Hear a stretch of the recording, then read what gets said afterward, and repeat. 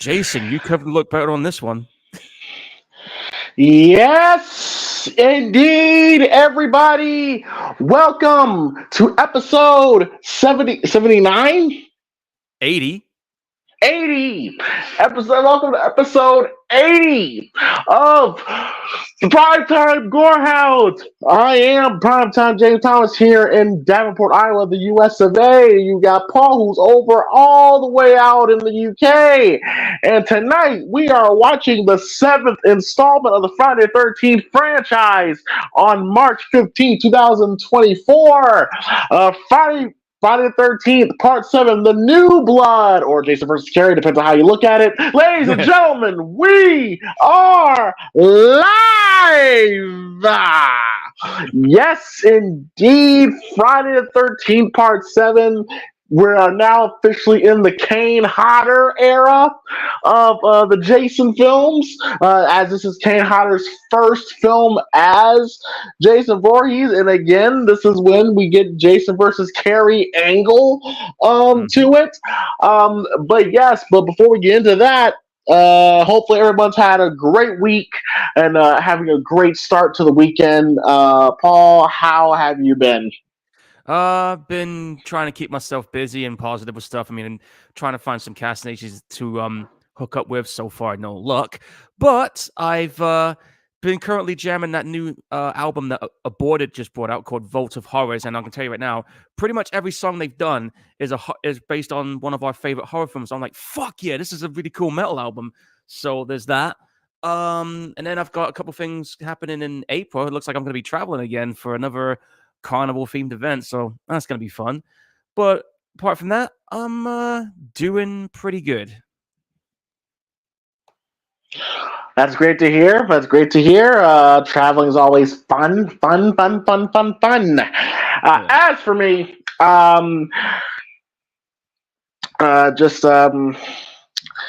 just preparing for gotta go out of town tomorrow night. Always a fun time, and hey, yeah. Look, excuse me. Sorry. Look, okay. I've kind of had little to no sleep over the past over the past 12 hours. So give me a break. But I will always bring the entertainment. Don't worry about my energy's not gonna drag on here.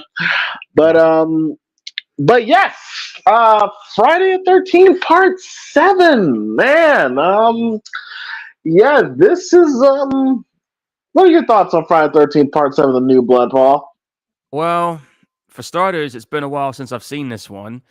I didn't know much about the history about it at the time because I'm just watching it when I was a kid, thinking, "Man, this ain't too bad." But as the years went on, I later learned that this film had quite a bunch of production troubles. Like for starters, this movie apparently has the misfortune of being Oh, that's putting it lightly.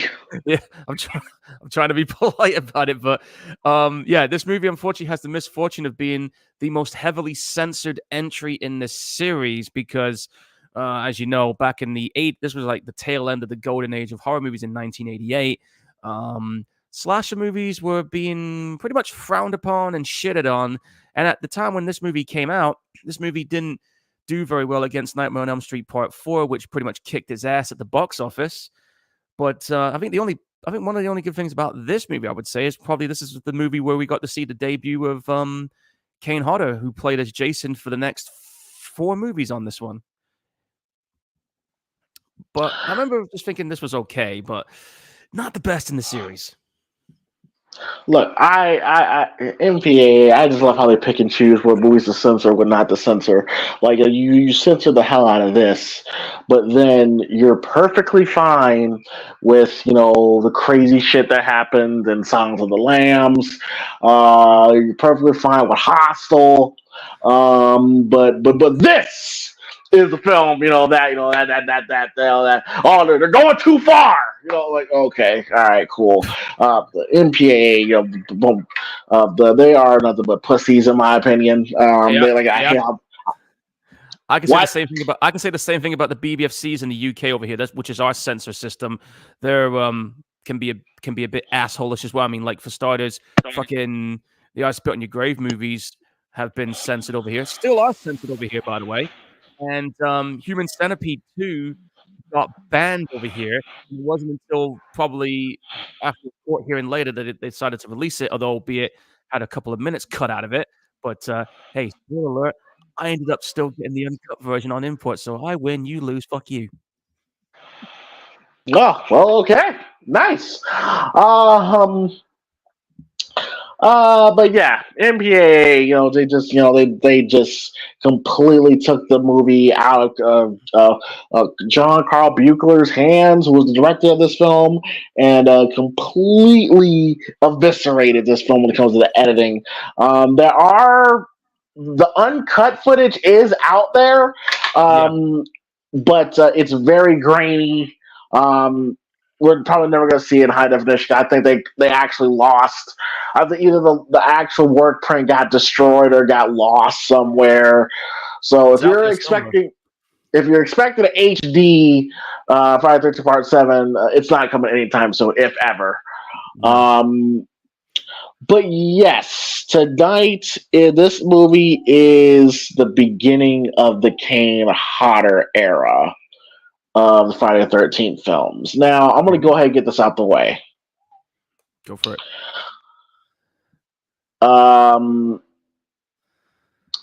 Kane Hodder is the majority of Friday the 13th fans. It's their favorite Jason. Yeah. He is their favorite Jason, which is completely fine. I think he's really good in the role. Obviously, he's done it for 4 movies straight. It's just unfortunate because, in my opinion, he was in the worst ones. He's in the worst ones. Yes, the weakest of the franchise. I will say that Part 7 is the best of the 4 that he's done. Because Jason Takes Manhattan, I fucking hate. You hardly see him in Jason Goes to Hell. You hardly see him in Jason Goes to Hell. Jason X, I remember hating the film when I first saw it, but then I realized, it's just Friday the 13th on a spaceship. I don't know. It depends how I feel next time I watch it again. And then Jason versus Freddy, I was really disappointed in. But go ahead. Well, I'm saying, to be fair, I thought he did pretty good in Jason X. I mean, I did like that new cyber look that he had rocking on there. And as far as Freddy versus Jason, the problem with that one is that Ronnie Yu, the director, decided to not have Kane Hodder play as Jason, and ultimately we ended up getting Ken Kurtzinger, who is actually the guy that Jason tossed around in Part 8 in that bar. I think I got a good reason. why you didn't sign Kane Hodder, but I'll get to that later on. But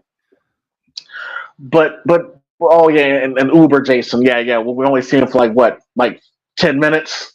Like the last maybe 10 or 15 minutes of the movie, and then that was you hype the movie up to see that version, and we only see him for like the last 10 minutes. Fuck you. Yeah. And then you didn't see him play Jason again until the video game came out.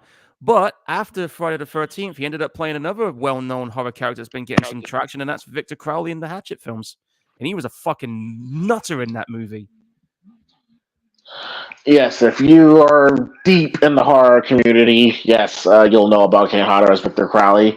But yeah, Kane Hodder, this was the start of his era, and crazy enough, even though these last 4 films is the weakest of the franchise, these were definitely the more popular within the marketing and the fan base, because these last 4 films were pretty much the movies that a good majority of the fan base grew up watching. It's true. So I was one of them. Like the first Jason films I saw was the Kane Hodder movies. I forgot which one, but it was definitely the Kane Hodder movies. And I thought now he's not my favorite Jason. My favorite that belongs to Ted White, Richard Brooker, and a little bit of the guy in Part 2. I like Kane Hodder. Yeah, he was fine. He was fine. But I like King Hot. I just think the fan base kind of overrated him over the years, in my opinion. In my opinion. That's fine. But yeah. So yeah, we're let's get into Friday the 13th Part 7, the new blood, or some may call it no blood. But yes, I am watching this on Max. And Paul, you're watching this on, I'm assuming, Blu-ray. Yeah, I had it on Blu-ray. I was going to watch it on Paramount Plus, but I just thought, I've got the Blu-ray set up now, so fuck it. Oh yes, fuck it. Yes. So yeah, fuck it. So yes, we're about 3 seconds in. We're just, the stars of the Paramount logo are just beginning to form around the mountain, and of course you can watch this alongside with us, whether our archive or live. You can watch either, again, streaming, DVD, VHS, or the old wood burning TVs. Yes, indeed. Yes, indeed. All right. So again, all right. So the rules are: we go 3, 2, 1, play. When we say play, you press play. Again, 3, 2, 1, play. When we say play, you press play. And if you don't press play, you're going to have a very hard wake-up call with a sleeping bag in a tree. Yeah, the one we barely see. But yes. But yes, all right. So here we go. Friday 13th, Part 7, The New Blood. Kenny Hodder's debut. Let's get it. In 3, 2, 1, play. And we are in. The Paramount Star logos have just about hit the mountain. Yep, Paramount. Gulf Western Company. And I will say, I do enjoy Paramount Pictures Presents. I really did enjoy this opening. Which I will say, I thought it was. You do know who does the narration of this opening? Yeah, the crazy old guy from the first one that says you're all doomed. Crazy Ralph. Crazy Ralph comes back one last time. Yeah. And this is the first time we had a flashback scene since Part 4, which is right there. Which I will say, I will give Friday the 13th credit. Yeah, because they that was so cold. That was so fucked up. I know, right? But yes, Friday the 13th always does a really good job at, if it keeps you up to speed, what's going on, what has happened up to this point. Exactly. I mean, that's one of the things I liked about this series, is that if you just jumped into this for the first time, at least they give you the courtesy to catch up. Yes, gives you courtesy to catch up. All right, and that's from the trailer of Part 6, that exploding gravestone. Yes, indeed. Yep, and then Jason wakes up from Jason Lives. He wakes up like it's like, you woke me up. He wakes up like, what the fuck? What? I was enjoying my sleep. And yeah, they said that CJ Graham was considered to come back, but they got Kane Hodder instead, because Carl Buechler and worked together. I think the movie was called Prison, something like that. Yeah, he was the guy that got executed on that on the opening scene of Prison. Yeah. Yeah. So. It would have been nice to see CJ Graham to come back. Yeah. But technically, he has come back on those fan-made ones, which, ironically enough, most of the cast members and the crew that did Part 6 was involved in them. Yeah, but is that really canon, though? In terms of taking place after Part 6, yeah. Some people say it is. I still don't understand what was Tommy's plan here. This is a stupid-ass plan. It was a dumb idea. And we weren't in the lake, by the way. That was a swimming pool. That was a swimming pool. Yeah, because Tommy, you're gonna have to row out the fire. You do know that, right? Yeah. Made for a pretty good climactic scene, though. I'll give it that. It's cool, but the logic is like what? Again, what was your plan here, Tommy? Exactly. But it worked. It worked. He got Jason down there. I like this little title screen here with the mask lighting up like that. I thought that was cool. And this movie is the first movie where Fred Manfredini does not make the music. Actually, he was on this. It was another guy that was with him as well. A guy called Mullen. Well, technically he wasn't, because at the time, Manfredini was doing another movie with Sean Cunningham. That was Deep Star 6. Yeah, Deep Star 6. Yes, and they pretty much took Manfredini's old music from the previous films and put in certain scenes. Okay, they just credited for Fred Manfredini, but technically Manfredini is not a part. I see.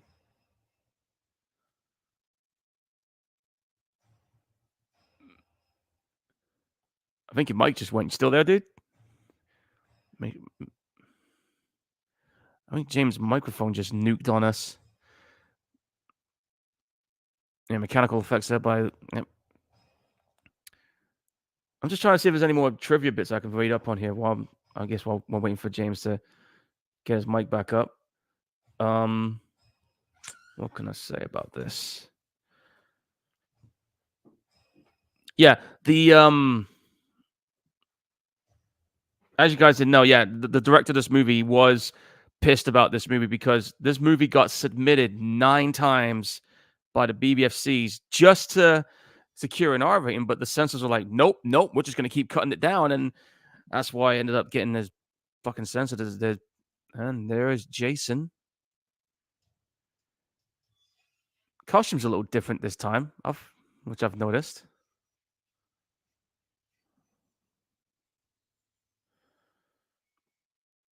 I think James is having some tech issues there. That's why he's not on the screen. But yeah, this is the opening scene here with what's her name, Tina.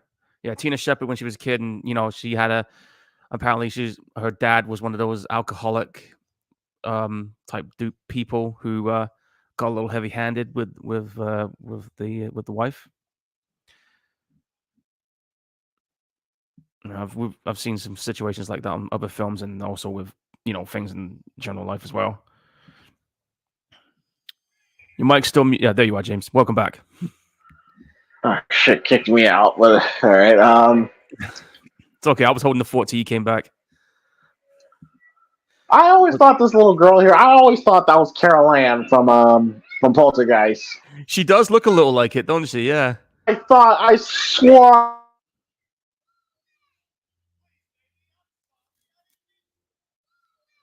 But if that was Carol Ann, if I was a director, I would have no choice. I just have to ask her to do a "He's here." I would have too. I would have no choice. I got no choice but to do it. Yeah. Well, you heard what she said then, and now it's like, well, careful what you wish for. That's a pretty cool but the little girl from Poltergeist, who tragically passed away. That was sad. That was so sad. Man, that sucked. Rest in peace to the girl who played Caroline. I'm sorry if I forgot her name. Oof. So little girl inadvertently murdered her dad. And it's fucked with her ever since. And there's Lar Park Lincoln, which is that is definitely a name right there. Yeah, Lar Park. Lincoln. Yeah, I don't know if how would you refer to her? Like Lar Park? Like, ugh, jeez. Yeah. Well, right now she's currently 62, and the last movie she was in was 2 movies she was in last year. There was one called Bad Bitch. And Bad Bitch. Gotcha. Yeah, and Ghost Party was another one. But she was also in 13 Fanboy as well as herself back in 2021. Oh. I still need to watch that, just out of curiosity. I fucking hate that movie. It's such a great concept, but it's so royally fucked up. I'm not gonna imagine. Like when the good majority of the film was focused on D. Wallace. I love me some D. Wallace. Like you was never in a Friday film. Yeah. I'm just reading a little bit of the conception of this movie. It says here that one of the concepts they had conceived for this movie was when the producers, Barbara Sachs, was noted that as being similar to the plot of Jaws, wherein they were going to have a different story. It was like they had a corporate land developer build these condos in Crystal Lake to try and cover up all the bullshit that happened that Jason did, and all of a sudden they inadvertently waking him up. That was one of the concepts they were going to go with. And then when they brought in the screenwriter Daryl Haney, that's when they had the idea of, there's always a teenage girl left. So why not give them something different, like in this case with the whole telekinesis thing? And that's how this all came about. So Frank Mancuso decided, no, we're not going to have the corporate developers building stuff over Crystal Lake. He decided to scrap that idea and went with this idea instead because he found this more intriguing. Be that as it may. Fascinating.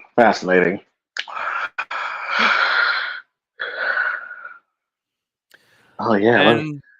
Let me help you. Let me help you out, baby. Yeah, me and my look how high those shorts are. God damn. Hey, this was the late 80s, early 90s coming up, man. Yeah, this was the late 80s, man, where everything was big. Every female's hairstyle was big. This is definitely 80s' full glory here. Yeah, definite. And don't forget, 1988 was a huge year, not just for like the fashions and the music stuff, but movies. I mean, we talked about it when we were watching Phantasm 2, when we were running through all the films that came out in this year. Fucking crazy. And who would have thought a year later, 1989, all three of our favorite horror movies are relegated to shit. Yep. Yeah. Yeah. 5, that was shit. Man. Part 8, James Takes Manhattan was shit. Yeah. Freddy 5, shit. And that one too. All of them were shit. Just big, humongous piles of shit. Yeah, that to have the three major horror icons have a misfire of a movie in 1 year, like that. Shit like that doesn't happen all the time. And we got Terry Kaiser, who's most known for being Bernie at Weekend at Bernie's. Oh yeah, that is him. I almost didn't recognize him. Weekend at Bernie's, and he was the evil doctor in the movie Tammy and the T-Rex, starring Paul Walker and a young Paul Walker, like early 20s. Maybe late teens, Paul Walker, and young Denise Richards. Nice. And then, crazy. It's a crazy ass movie. Yeah, and who'd have thought Paul Walker would later on end up being in the Fast and Furious franchise, and Denise Richards ended up being in Starship Troopers. Starship Troopers, Wild Thing, married Charlie Sheen. Yeah. Valentine, the movie that we did a long time ago. I mean, yeah, if any film needs to be remade and done better, it would be Valentine. I would be okay with Valentine never exists ever again because I hate that movie so much. Yeah, I was just seeing who's in the chat box. What's up, Philip? He's dropping a bunch of movie knowledge here. And hey, Sophie, how you doing, sis? That's my sister, by the way. Oh, what's up, little Gorehound? Yeah, I mean she's turned 16 last month, and she's in her final school year. She set the matches on fire. Yeah, just by simply saying this is bullshit. I always thought this chick in the van was hot. Are you kidding me? Yeah, she sure is. I always thought she was hot. Laura Parlaken. I thought she was fine as a final girl. I didn't mind her at all. I thought she was all right. Yeah, it's just yeah. I thought she was fine. She'd probably be in my favorite final girls in Friday 13. Okay, I got Jenny because Jenny's always number one for me. Yeah. Jenny, Megan, then Adrian King, and Trish, I'll put Trish. then Tina. Yeah. I'm just reading what Phil just put. He said it's crazy how Daryl wrote the first draft and never even heard of the Friday the 13th movies prior to writing this script, and then got fired by his That's always agent. nice. That's always nice. Yeah, that's a great idea. Yeah, and check this out. He got fired by his agent when he demanded to get a raise without asking him first.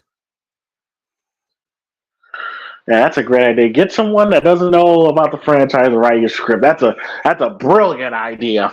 Fuck off. Sometimes it works and sometimes it don't, and in this case, it doesn't work. Okay, now Jason has had multiple different variations of his appearance. Yes. How do you feel about this one they gave him in part 7? This is it's great. It's fantastic. It's a fantastic design. Love it. Yeah. Okay, man, he's been down and dead under there for maybe probably about a good half a decade if you're going to look at it in timeline wise. Yeah. Him, being weathered away in that water for God knows how long. It's great. Even the one thing they got wrong though was the color of the clothes, because you remember it was a green shirt and brown trousers. This one is like just straight up dark. Well, Jason probably got out the water for a second, changed clothes, and went back in the water. Even Jason's even Jason's fashionable. A little hard to do when you're chained to a rock. But anyway, she thought she was bringing her dad back, but you brought someone else back. And I don't think he's happy about being woken up again either. He's like, bitch. I like how you see his spine. Yeah, like the makeup effects on Jason on this one was just fucking awesome. It's great. It is great. It is awesome. Probably I will say it's definitely one of the best looks for Jason. Oh yeah, no doubt about it. The other look I like with Jason, my other favorite appearance would probably be, I'd have to say part 6. I do like that look he had on that one too. With the tool belt. Yeah, the combat utility belt and the machete. Yeah. For me, it's I always lean towards again, the Richard Brooker, Ted White look. Yeah, that's fine. Which those ones were, because if you think about it, part 6 was kind of like the continuations of those ones from the previous ones, because it had that continuity, but more weathered looking as the years went on. Yep, we're with and now we're the couple that is here to die. Yeah, and they picked the wrong place for their car That's to break all. Down. That's all their purpose is to die. Yep, Camp Crystal Lake, where counselors go to die, or anybody else for that matter. I thought it was called Camp Forest Green. Yeah, they changed it to Forest Green to try and erase any memories of it, but we all know it's Camp Crystal Lake or Camp Blood. But Paul, if you're going, but this is a continuation of part 6. They renamed it Camp Forest Green. I know, but for those who's been living there long enough, they know by its real name. Well, I don't know if you saw it, but there was a sign that says Camp Crystal Lake. And I'm like, I thought it was called Camp. Or you see what I'm saying here, Paul? Yeah, I get what you're saying, man. Okay, all right, yes, yeah. Continuity, motherfuckers. Okay, that's all I ask for. I don't give a shit. It's still Crystal Lake. All right, Vince. Oh shit! Did I sound like fuck? Yeah. Literally. Oh shit. Fuck. He likes to do that too. I'm just gonna leave it alone. No comment. Now we got Tina leaving, going to the party with discount Christopher Reeves. Yep. Tina's mom has a great mullet. I love her mullet. Yeah, mullets was a thing back then. Mullets was a thing in the late 80s. Yes, indeed. Yes, indeed. Yeah. See, right there. See what right there? There you go.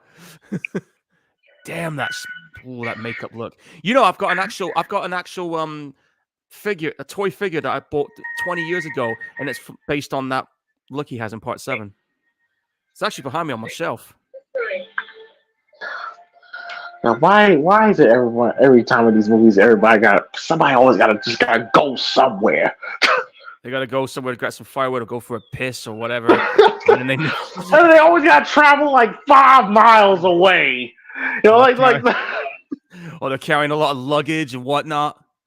I'm just like, just like, you gotta go like 10, just go 5 feet away from your girl and do what you gotta do. You don't have to go that far deep in the woods for a piss. Come on. It's one thing about these movies that always trip me out. Yeah. And here's why you didn't have to stray too far. Kane Hodder's first kill as Jason, which is about to happen right about now. Ooh. Now, would have loved to have seen the after effects though. No, wait, no, did he stab her through the tree? Yeah, he stabbed her right through the tree, right for the neck as well. Okay. Yeah. They did really do a good job at. What was it? He stabbed the whip. It was like some kind of wait. Rod. I thought he stabbed her behind. No, he got in front of her and fucking stabbed her straight on. But it looked like he. That was confusing. I don't know. Now, with Kane Hodder, okay. Kane is not a big guy. No, he is like about roughly my height, about 5'10", 6. 5'10". He's not that tall. Like I've seen pictures of him when he's standing next to the females. He's not that much taller than them. He's just it's more horizontal than vertical with him. Like I said, Paul, like you want to know the specific reason why I feel that Kane was not hired for Prey vs. Jason? Because of his height. He was short. Yeah. Like he was short, and I like even with lips on, because I looked it up, like Kane Hodder builds himself at 6'2" or something. Like no, you're not. No, like, come on now, stop it. He's 5'10" 6 foot easy. He's 5'10". Like I think he's my that's that's kind of been the problem with me when it comes to Kane Hodder. Like he's wide, but he's not tall. I mean, he's a well-built dude. I'll give him that. But in terms of height, he's jacked. Yes. Yeah. I mean, he's like what, 67, 68 now, and he still looks the way he looks. But notice, Paul, every time they film Jason this way, especially during one of the chase scenes, they kind of film him with low angle, at a low angle to make him look bigger. Yeah, I've noticed that too. I got a little bit of a film factoid here when it came to Kane Hodder. It says here, during filming at Kane Hodder's dressing room was a quarter of a mile down the dirt road. One night, film ended at 2 a.m. and Kane Hodder decided to walk through the woods on the path to his dressing room. And as he was walking, somebody approached him and asked if he was on a movie set. He didn't reply. He just stayed in character. And then he lunged at him a little bit, freaked the guy out, and ended up running. And then the director told Kane, hey, by the way, the cops are coming over later. But they never did. Fascinating. I mean, that guy was definitely in character. I mean, that's one of the key elements about when you're acting. If you can stay in character, sometimes you can maintain that until you're done with the film altogether. Oh my god, orange slice! Holy shit! I haven't seen that in forever. It's been a while. Orange slice, shit. Yeah. She's getting a vision. That glass would not break on the carpet. I'm just saying. That was a tassel floor, actually. Oh, okay. Now this girl here, Melissa, I think is her name, the short hair, blonde hair chick. It's funny because I heard she's playing the bitchy character in this film, and she's great as the bitchy character. But they say, but they said when the camera was off, they said she was like I watched the Camp Crystal Lake documentary when they talk about this film. They said she was such a sweetheart. Like the nicest person on the set, yeah. Like the nicest person on the set. It's funny how that works out. And the nicest person on the can play such a great bitch in a movie. Yeah, I mean, like the same thing can be said about Kane Hodder. I mean, like those who've met him. I mean, I've met him at one of the film festivals. He's a cool dude, and that's what I've noticed. It's always the nice people that are capable of playing like such. Most of the people that play the horror monsters are cool guys. Yeah, exactly. So it's like, but I've noticed that the people that's usually nice in real life are very good at playing the villains on film and stage. And it's usually the people that play the nice people that are absolute dickheads in real life. Not all of them, but some of them. But yeah. Melissa here, who's hotter than them? So there's a lot of good-looking women in this film. That's the one thing Friday the 13th stays consistent with. Yeah, that's the one good thing about this series. They never faltered from that. Yeah, when it comes to the women category, you know, they know where to look. Exactly. Oh yeah, and for anyone who didn't know, if anybody recognizes the houses we're seeing on this set, it's the same houses from Part 4. From Part 4, yes, indeed. And the majority because I think one of the producers told John Carbuckler to try to remake Final Chapter, which is pretty much an impossible task. You can't remake. It's impossible. Well, especially when I remember. I don't like nobody. I don't like any of the kids in this film. Well, they're all boring little fucks. Yeah. I honestly don't like nobody. Like the kids that's next door. Not Tina. I like Tina, but the doctor and all those kids that's there. It's like I don't like them. Especially the one motherfucker who's a sci-fi fan. I hated him so much. That's a fucked up thing. I'm a sci-fi guy too, but that guy is just too nerdy and too much of a bit of a moron. Oh, I got it. Star Mummy. He was about to get to that scene here. I'm like, oh, just kill this fucking guy. But rises from just chop his damn head off already. Come on. And there's a machete, which is the only time we see Jason with a machete in this bloody movie.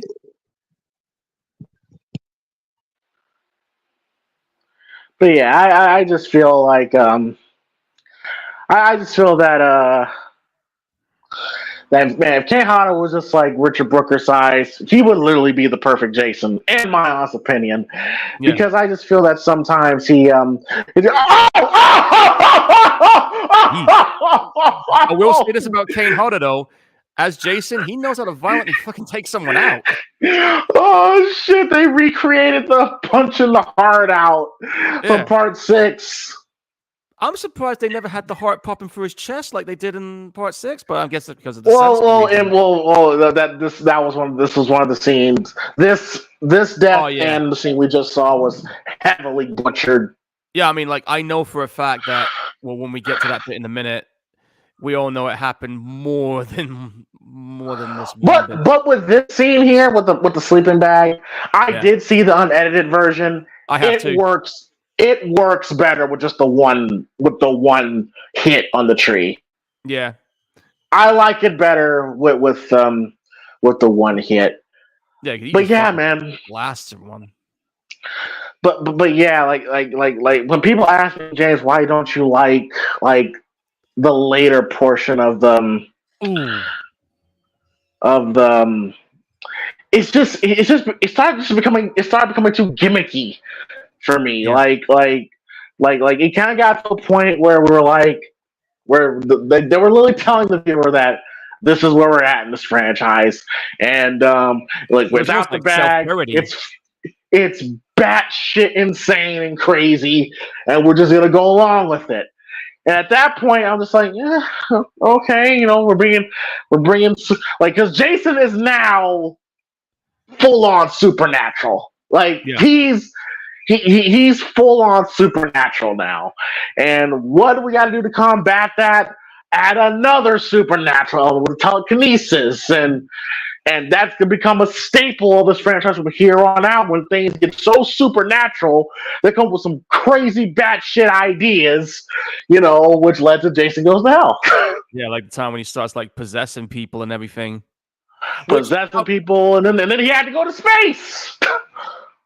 I'll tell you right now. I remember when when I remember seeing the trailer for Jason X. I didn't think it was Jason X at first because it starts off all sci-fi-ish, and I just thought, man, I wonder what this sci-fi movie is. And all of a sudden, I see Jason sitting up. I'm like, fuck off, man. He went to hell. How is he still around? I was like, at the time, I was like an 18-year-old kid. I was just like, fuck yeah. But now I'm just like, did we really go there?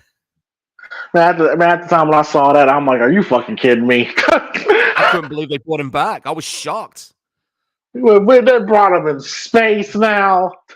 And that's what I mean, Paul. That's what I mean when I said we have too many sequels. You're gonna have to go. You're gonna have to go crazy and crazy. Well, look. Even outside the horror genre, look at Fast and the Furious. Look how batshit insane that franchise has gotten. And we got 2 more movies coming. That's going to lead it up to 12.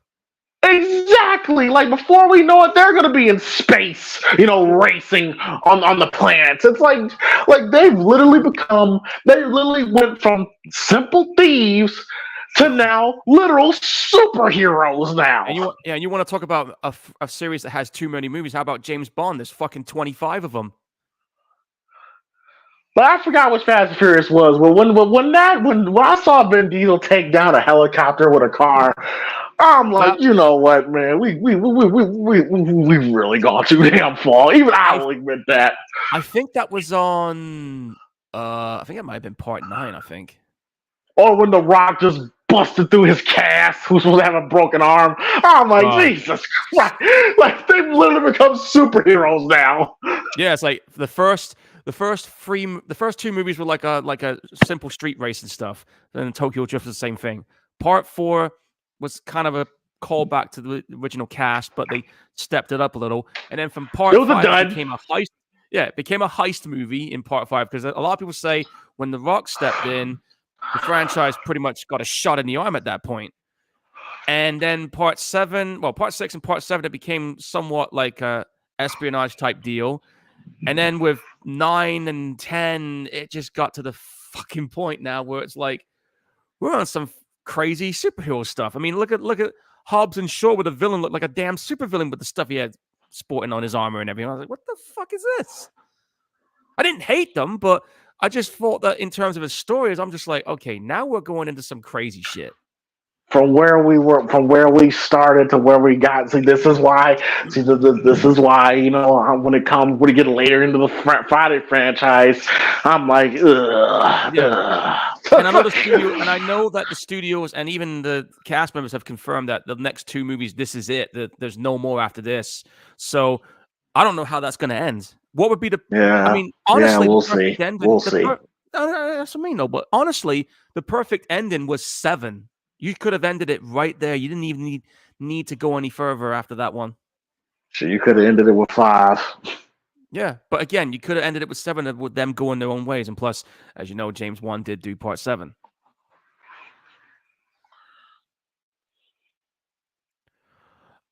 But yeah, like they had plenty of times they could have ended it, but because the movie made fuck ton of money every time, that's why they kept going. That's like Universal. That's Universal's biggest franchise right now. So I can understand why they're reluctant to kill it off. Because it's their moneymaker. Just like Lionsgate is with Saw. Yeah. There's the nerdy kid. Well, Oh, the socially awkward one. Velma from Scooby Doo. Yeah.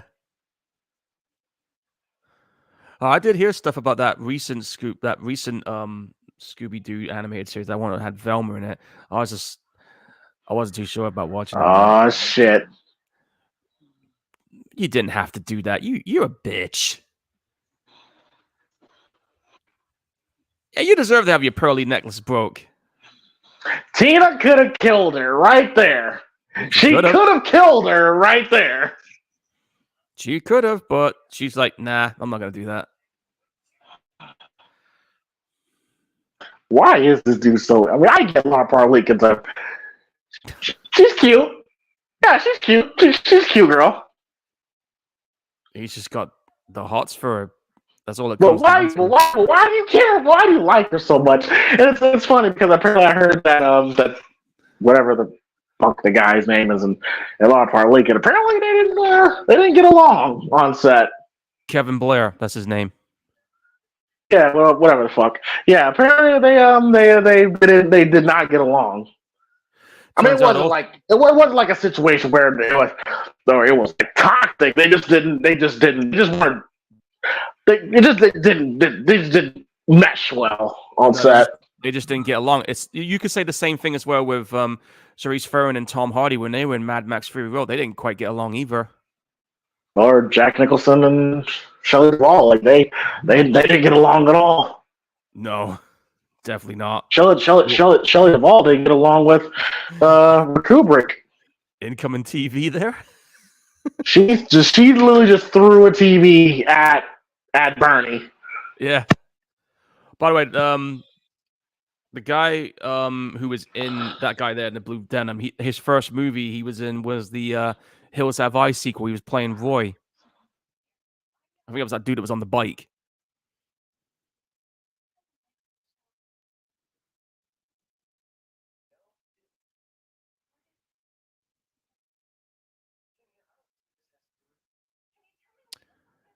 Listen, it just kind of just gets to a point.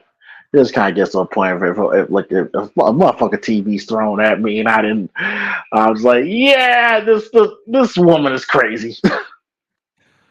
You throw a TV at me, whether you actually did it or within your mind, we're going to have some problems.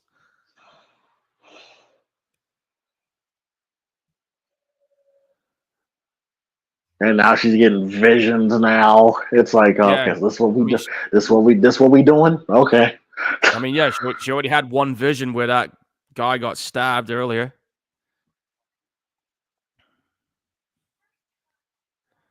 Okay, Paul. Let me know when if you see that one hot ass chick and her girlfriend, his girlfriend. You know what I mean? Oh, this one here with the pool or the river scene. Yeah, let me know when you see. Let me know when you see the girl in the yellow shirt. Cause my shit stalled for a second. Well, I'm already there. Let me just pause it. She's just took her shoes off and she's about to take her panties off. I've paused it to the part where she's just about to take her panties off. All right. Tell me when you're there.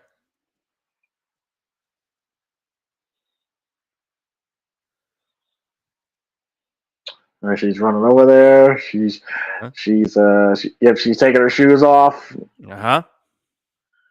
And she's taking her pants off and. Okay. Now it's showtime. Damn, she got a nice ass. Shit. I ain't gonna hold you up. You got a great ass. Fuck. She's got a nice set too. And no doubt my sister Sophie's gonna be giving a shit for that. Nothing's for sure. It's showtime, folks! Yep, Sting came out of retirement just for that moment. Ah, shit. Oh, fuck. Now, I remember the uncut version of this. When you see that axe hit him in the face, you literally see his head snap back with the damage done to his face, which you don't see. Yeah, his face legit gets split open. Yeah, like with a full fucking swing like this. Listen. Oof. We should have saw that. We should have. God damn. And how did he get in the... Oh, yeah, I forgot. He's supernatural. Well, how the fuck he get in the water? He's supernatural, remember? You're right. I just saw a nice view there. Then. Oh, we were seeing everything. This is literally Jaws. This is literally Jaws.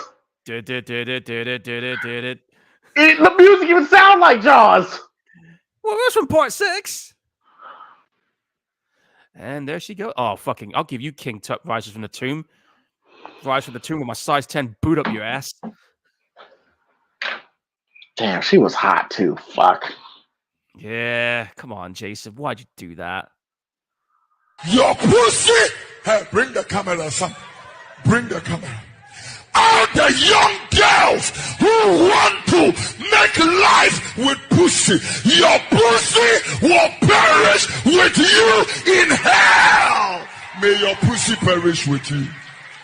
May your smooth pussy, linear pussy, and tight pussy perish. Oh, watery perish. She was literally dragged. She was literally dragged to hell too. Dragged to hell. Now there's a movie I've not seen in a while. And of course, you have gotta have the whole, socially awkward girl get glammed up. Yeah, I think she looks better without the glam up.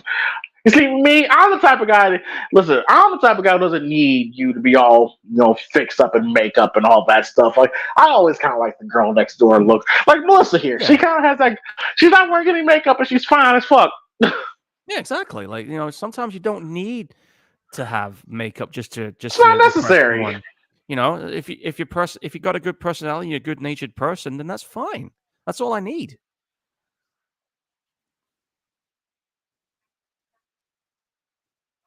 Kill him!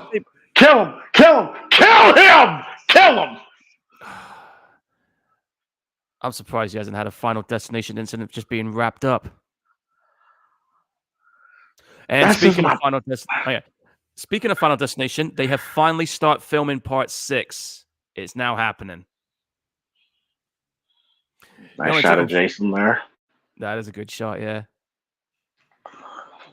Like I said, I don't have a problem with Kane Hodder playing as Jason. It's just, He's fine. He's fine. Like I said, this literally might be when it comes to the side characters, this, out of all the movies we've done, this is the worst.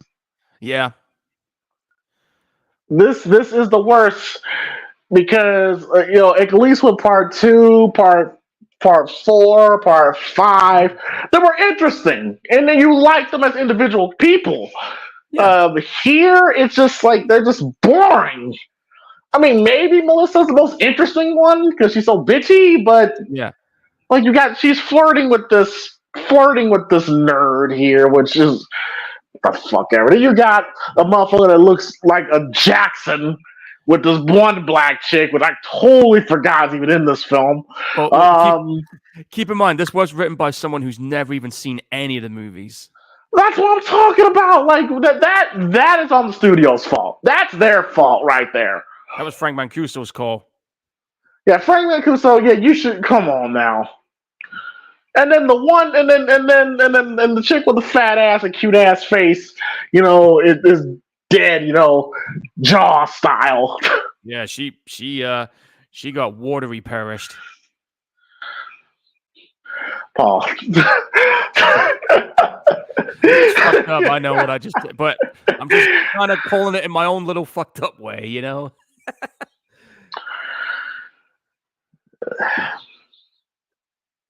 Now, Bernie is found the body of the birthday boy. Yep, all nestled up in that tree. Yeah, that's right. Yeah, that doesn't. Yeah. You see a weapon with blood on it. Yeah, that's right. Put your hand on the evidence. Yeah, that's the right thing to do. Yeah, he just realizes, oh fuck, what did I just do? You just dropped the bloody weapon, you dumbass. Yeah. Just pick up the weapon. Yeah, that's a great idea. Also, so here's another thing too. I don't like how well lit the woods are. I don't like how well lit they are either. But you could tell this was kind of like done in like a high production value. That's what they were trying to aim for with this. But like, if you just compare this to part, the first, especially part 1 and part 2, oh gosh, it's night and day difference, literally. Like, hell, even the woods in part 4. I just love how the bomb is acting like she does not know how to put a VHS tape into a VHS to a VCR. Like, come on, bitch, it's 1988. Like, Folks, for you young people out there, before streaming, before Blu-rays and DVDs, we had videotapes. But for anyone who's been around longer, like I have, we had a little something called Betamax. Try putting one of those in. oh, not Betamax, shit. I don't forget laser discs that look like big vinyls. But yeah, like I actually rewatched part 1 and part 2 not too long ago, and then especially in the scenes when they're like running into the dark, they're literally running into the dark. Like it's so dark in those, because that's how the woods are. Like they're very dark. I should know because I've walked in them half a dozen times before. Yes, it started with Jason Lives, but especially here, it's so well lit. It's like you could they're trying to dress it as it's the moonlight. Like no, moonlight does not shine the woods up like that. Listen, if it's a clear sky, the moon does light up, but not that bright. You can just about see the hand in front of your face. You can just about see the ground and the landscape surroundings in the back. But that's it. You don't see nothing else. But if you're in if it's during a cloudy weather and you're in the dense part of the woods, you can't even see your own hand in your face unless you got a flashlight. Trust me, I know because I've done it.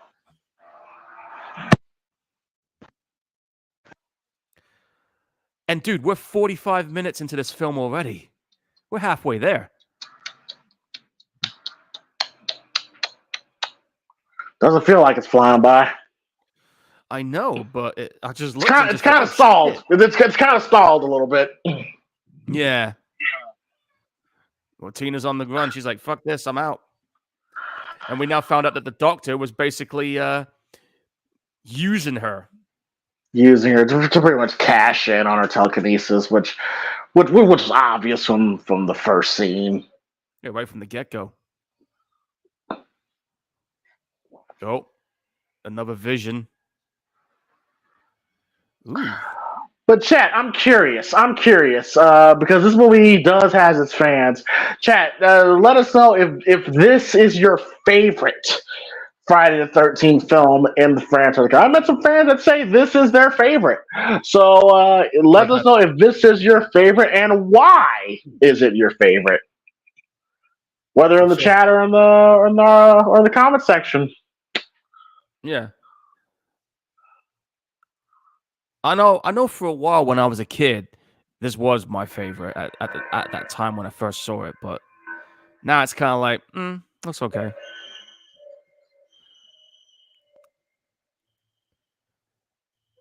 Oh, that was a little bit of Halloween 4-ish sound there when she was running away. Yeah, I was even saying that with the music score too. Now this chick is pretty much turned into Sandy from Grease. You're the one I want. You're the one I want. Ooh, honey. I got chills. They're multiplying. Yeah, classic movie. Say whatever you want about it, folks, but Grease. It's a classic. It's a classic. And I heard they've done some kind of TV series on it now. Yeah, I'm gonna acknowledge that. But yeah, it's a classic. It's electrifying. That's what he would say. You better shape up, cause I need a man. Oh shit! I might have to watch that again just if I'm bored. She's pretty much turned into Velma from Scooby Doo is pretty much turned into Sandy from Grease here, and crazy, but her costume almost looks like the one from Part 4. Look, man, this woman came with that outfit on. She.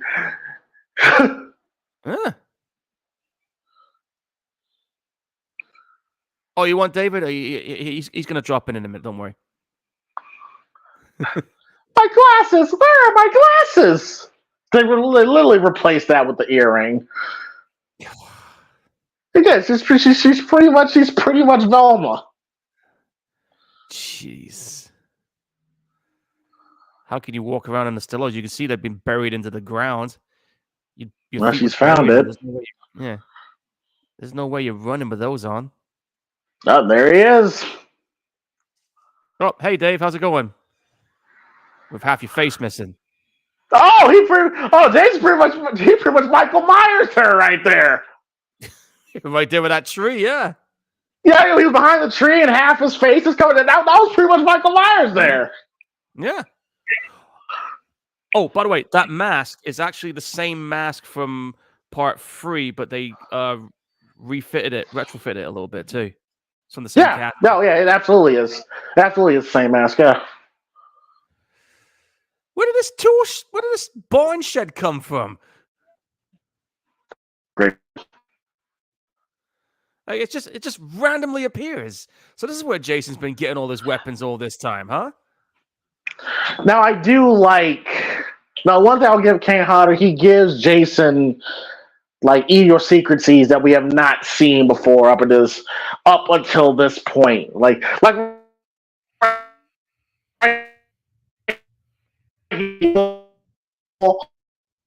Yeah, like it's. Hold on a minute, James. Your microphone just decided to flip a bitch then. But yeah, like you were saying, like the way Jason carries himself in this movie is like we're seeing like way it carries him, how he reacts. Yeah. Yeah. That's the one thing I got to give Kane Hodder credit for in this is that he kind of gave Jason a little bit of a personality and how he thinks and everything, you know?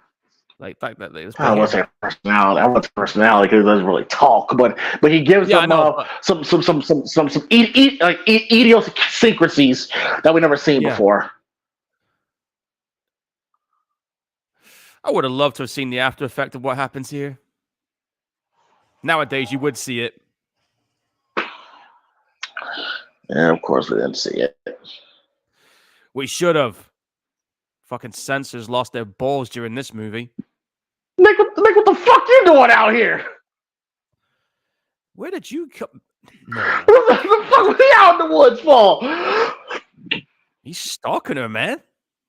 I guess.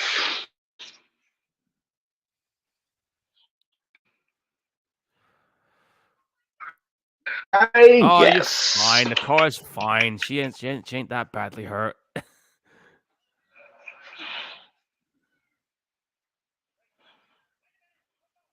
What do you mean, wait a minute, don't go? You willing to go? Whatever.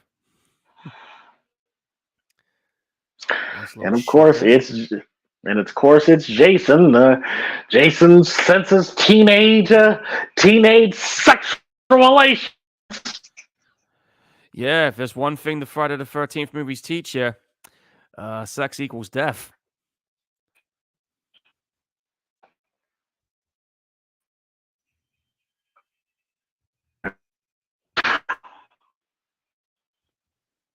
Oh, but he sees Tito Jackson and his girlfriend. You'll set your girl in the van. Yeah, you just deck out the back of the van. And from what I saw on the archive footage, he had the most gruesome death. Oh, and he gets his skull crushed, right? Oh, he gets his skull literally caved in with the way he was gripping on him with his head. Like, it was getting, like, demolished. Could have been, there's no there.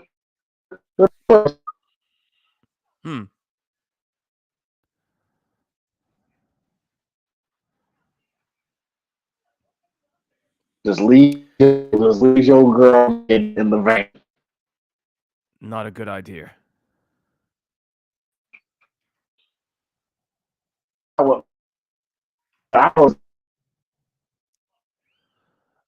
no. StreamYard just decided to kick James off again. That's why it was acting a bit weird. But yeah, like, this is a bad idea, like leaving your girl in the van. I mean, I know you're not far from it, but still. But yeah, as I was saying earlier, guys, this scene coming up, this scene was a lot more gorier than what we got here. Like, Can you imagine if the censors didn't cut this out? If you see like the unedited footage, you literally see this dude's head just getting fucking demolished with this. But like I said, the censors lost their balls during this part. So,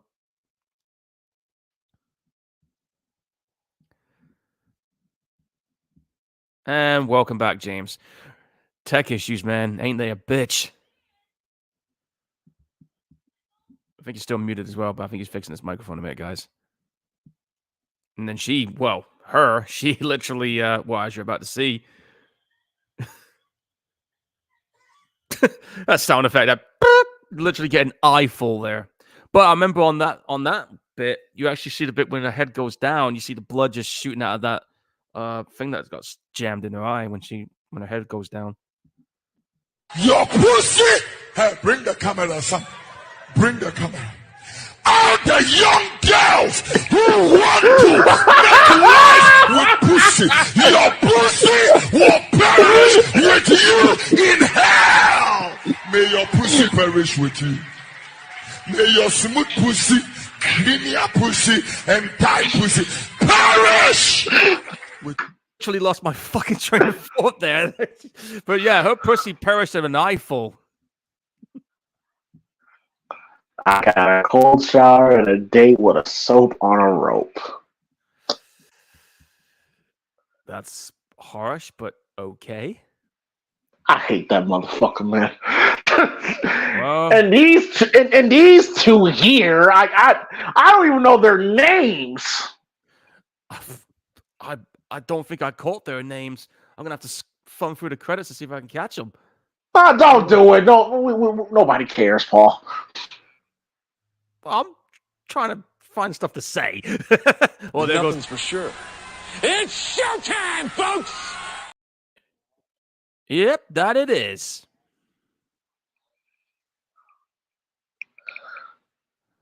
Like, okay, so he's the stoner guy, and she wants to fuck him, and that's literally their characters. Yay! I've seen better character developments than that. Like, this is the one Friday the 13th film where I'm absolutely fine with Jason killing everybody except for Tina. Yeah, it's like we don't give a shit at this point. We don't care about the characters in this one. It's because again, they're just not memorable. They're boring. They're boring. No personality to them. They have about as much charisma as watching paint dry. Oh, look at this greaser. He's got the hairstyle for it.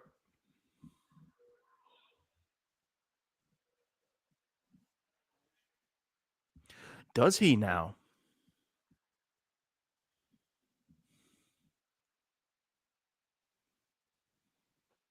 Oh, well, okay. Nothing's for sure. It's showtime, folks! Yep, Sting's definitely come out of retirement for this. Well, this is more nudity. This is more nudity than we got in Jason Lives. Tell you that much. Yeah, I think the remake had a lot of it too. Yeah, because Jason Lives, there was no nudity, none. I think it was what was so funny is that Tom McLaughlin realized it and he forgot, and there was supposed to be nudity in that scene in the trailer. Yeah, and oh shit! I just now realized that Jason was in that corner. I never spotted that before. I never spotted that. The beauty of HD. Beauty of a 65-inch TV. Oh, and Jason with his most Michael Myers like kill. We never see Jason just kill with a butcher knife before. First time, as far as I'm concerned. First time I've ever seen with a butcher knife. This is close to the Michael Myers that Jason gets here. I'm guessing that was a nod to the Halloween series. And even with that, we still don't see it. Like, what the fuck?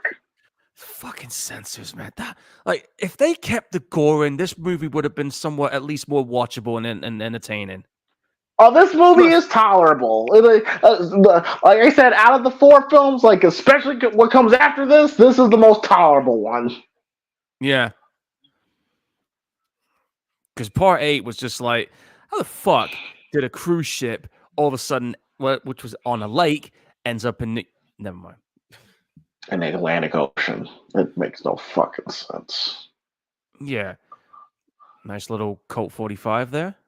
And probably the most pussy Jason ever has gotten in all the franchise.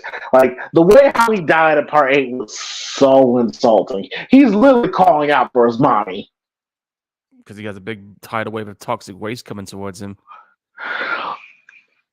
That was ridiculous. That was ridiculous, right? He's calling for his mommy. Why to make him look like a bitch? And he was vomiting. Don't forget that.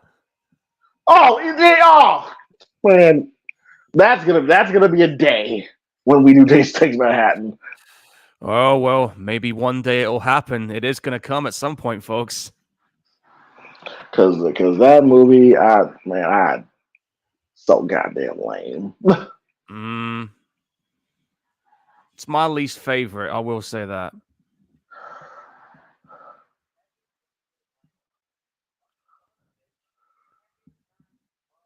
No kind of a dick you gotta be to open the presents for. Well, he's not there. He's not showing up. So I guess why doesn't really matter. But what the hell is that he's got?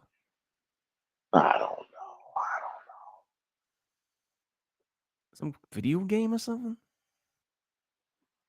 Fuck knows. Well, keep in mind, 1988. That was when we saw in terms of video games.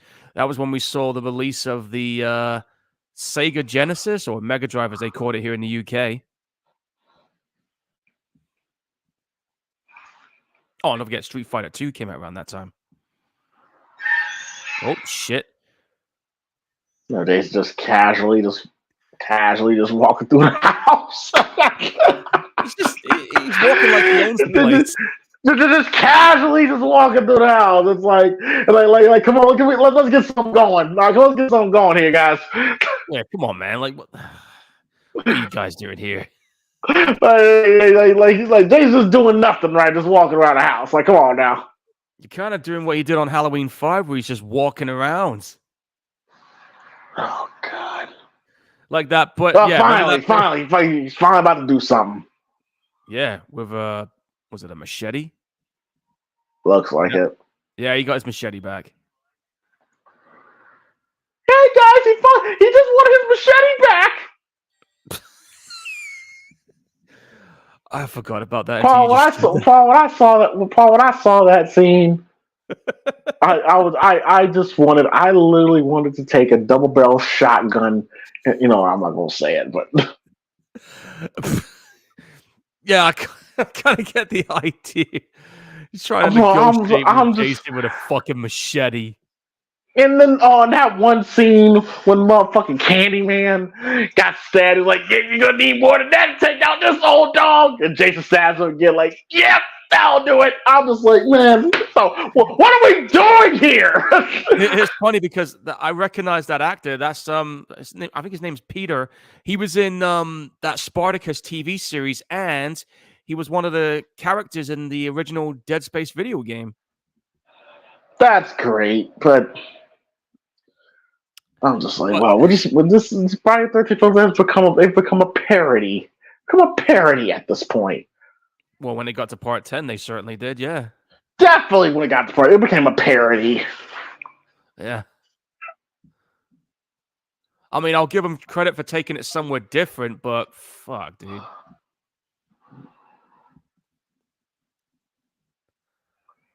Jason pretty much killed everybody in this house, right?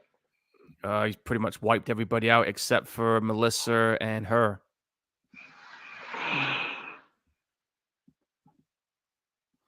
They're the only two left from that group of friends, anyway.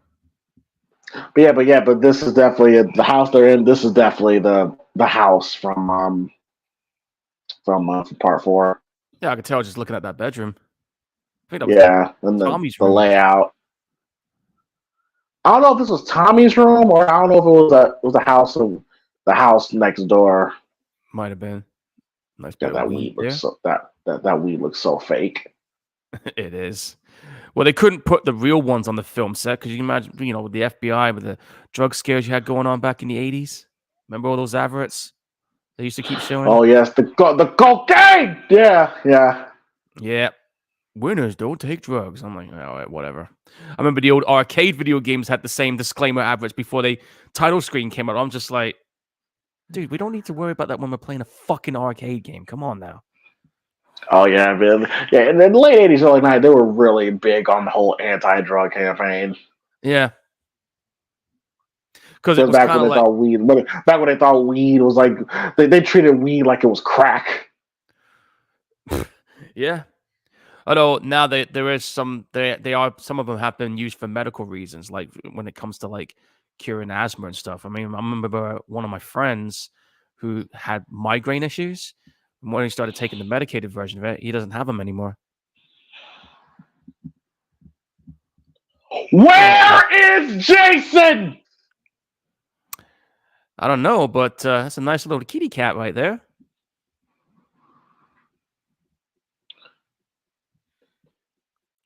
Hey, Jason, it's your cue to show up now. Just don't kill the cat, okay?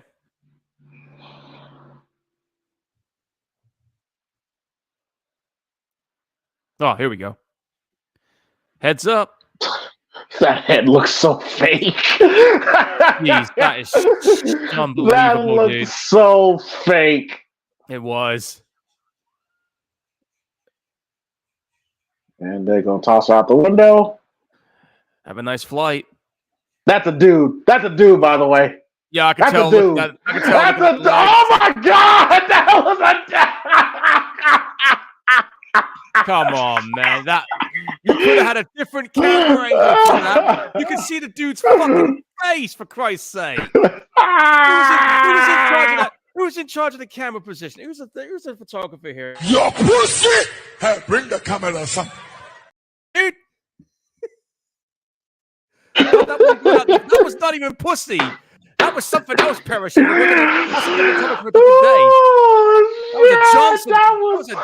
That was a Johnson perishing. God, that had fucking they had motherfucking Shawn Michaels do a stunt out the window. That was hilarious. Yeah, that was Shawn Michaels perishing. The cinematographer was Paul Elliott. Well, first of all, dude, you fucked up with that camera angle, and now I'm ashamed to have the first name like yours. Now we're back to Jason. But why is Jason back in the woods? Why is he back? Why is he back in the woods?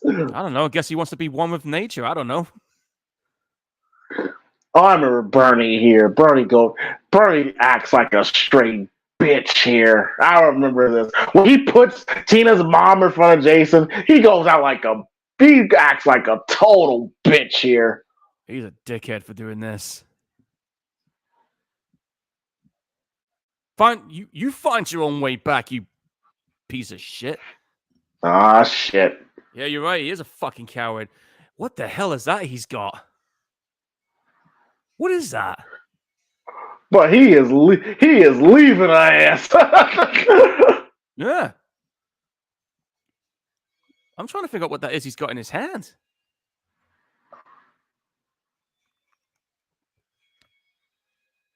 I will say, the one thing about Part 7, at least he makes use of all the DIY tools. He goes like what a bitch move here. You fucking dick. You used his mom as a shield. I can't wait to see him die in this movie.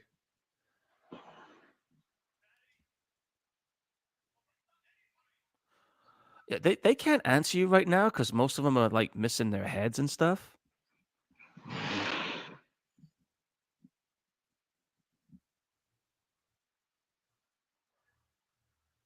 Case in point. How do you get under that? Never mind.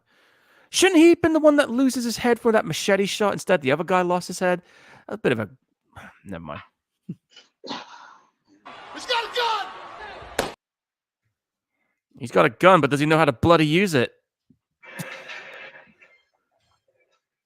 Like they're literally like you can hear it, Paul. They're literally reusing the same music from previous Friday the 13th films. Yeah, I can tell right there. That's from part 6. I can tell right away. Yeah, they're using they're literally just taking Harry Manfred's music from previous films. How much of the music did the other guy use? Because I'm thinking we barely heard any of his work.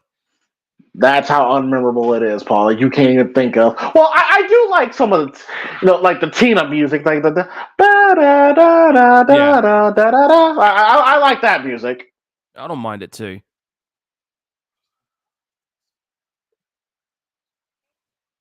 And Melissa could get it. She could get it. Yeah, and she was a playable character in the video game as well. Funny. And I'll tell you what, man. Don't get me started on the video games. I swear that game could have been a hell of a lot better if you had a single-player campaign to it. Agreed. And I could say the same thing with Texas Chainsaw. You know, there's a Killer Clown from Outer Space video game coming out, and guess what? It plays exactly the same as those previous two. So, am I going to be buying it? No.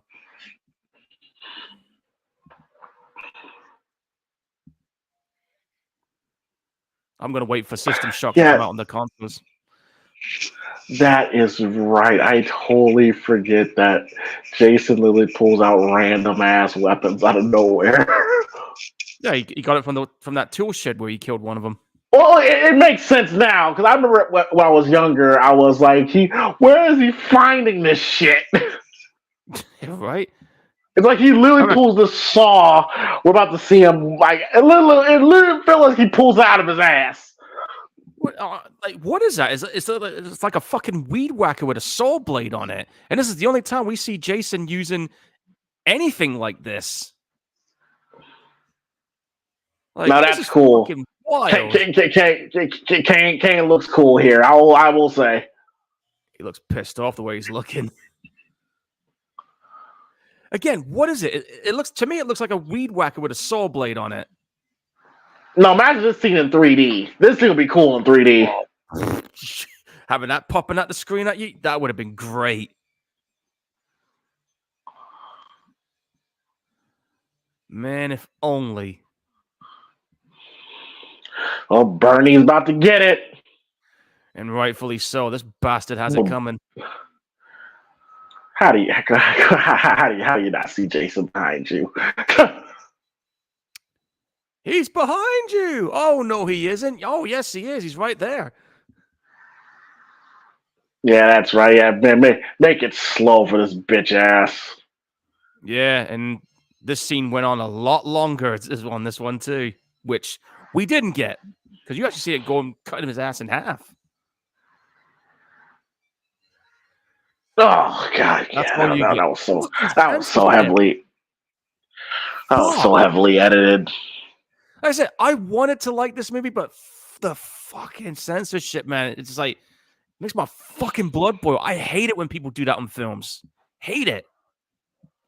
That's why I kind of go out of my way to get them on import when they're uncut or somewhere. But for this film, that's not the case. You can't even find that version anywhere. Got Tina's mom with marinara sauce on her chest. Yeah, looks so peaceful dead too, don't she? Peaceful Dead. Ain't that a band? I think so. Sounds like a rock band. The Peaceful Dead. I think that. Hang on, I'm going to look it up because I got a feeling there is.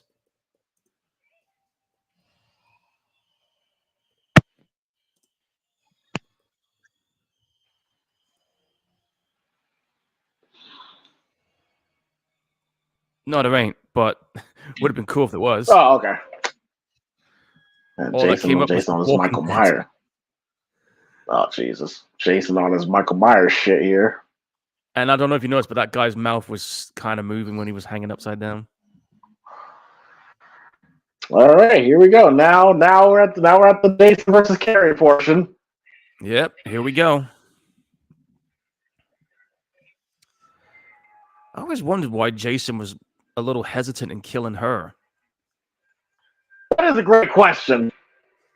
Because he's had that bit when they're in the house. He has plenty of opportunities to do it. I don't know. Is he kind of interested in how she's got these powers or something? I don't know. The special effects here are great. Well, yeah, they're pretty cool effects on here, especially with this shock therapy that's about to happen. She electrocutes you. Why would you electrocute? Wouldn't that charge him up even more? Well, we know it definitely brings him back in part 6. It brought him back! Exactly. Probably just pissed him off a little. Yeah, Jason in that shit water. That's a shit ditch if I ever saw one. Hats off for Kane Hodder for staying under there for that long. You know what I would have done if I was any final girl? I would try to act like Jason's mother and be like, Jason, mother is talking to you. Take that machete and cut your head off. Jason, mother is talking to you. Stick that machete down your penis. Like, come on. Like, I would have done something like that, bro. Probably would have, yeah. Again, this is what I'm talking about right here. When this house scene has plenty of chances to kill her, but he doesn't. So what do you think's going through his head here? Because she kicked his ass in a way that it's never been done for him before. So what do you think's going through his head here? A lot of cool shots of Jason in this movie, though.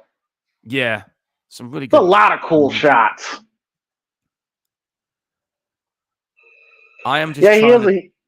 He is awfully hesitant. Yeah. I'm trying to debunk what's going through his head here.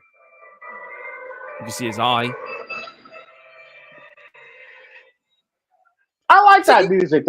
I like the music. That da da da da da da da da. I like that music. Yeah, and the way he was looking when he saw that table movie, he's like, "What the fuck?" Again, like he's not going for it. Like, what's the deal here? Bitch, you're crazy just like me. Yeah, especially when you get a I love you. I don't know, maybe he fancies it. Oh God, she throws the flower pot at him. That was silly. He got a bit ahead there. That was silly.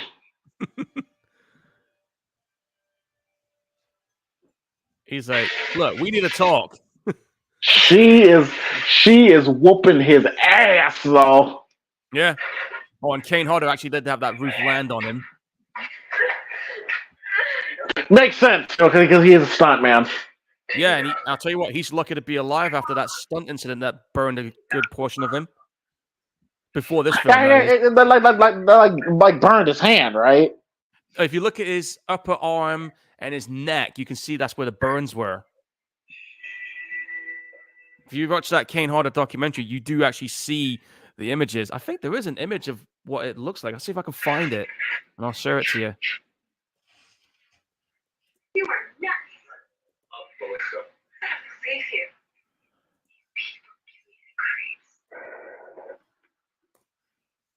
I'm going to bed. You want to come? She's awesome. I love her character. Yeah. Oh, I found it. I found an image. I'm going to share it to you. It's right about... find a good one, because there's a few of them. Ah, shit! And on this, I remember you actually see that axe going right in her face, which they cut out yet again. Yeah, they cut that out. Bastards. God damn! He just tossed her like, like, get the fuck out my way! Tossed her like a piece of shit, man. There you go. I just posted an image in your chat box. You can see where the burns are on him.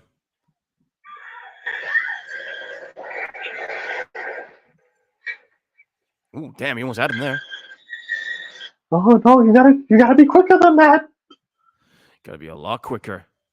Oh, and I also found Kane Hodder is also is a fan of Insane Clown Posse, which is pretty cool. I think he's done a couple of stage shows with them too. Because sometimes he's got like he's got the Hatchet Man pendant sometimes in some of the interviews.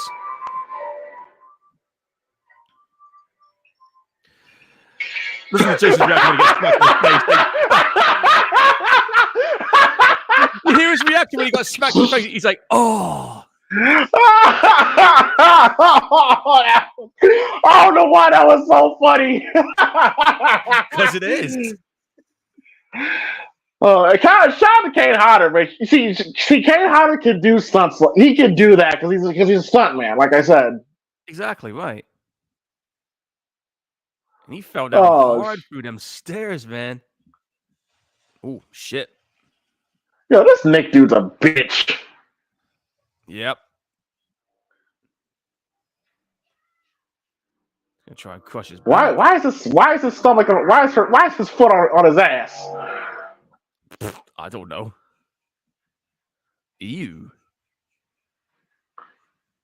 And then one of the rare times we're gonna see his face. Oh fuck!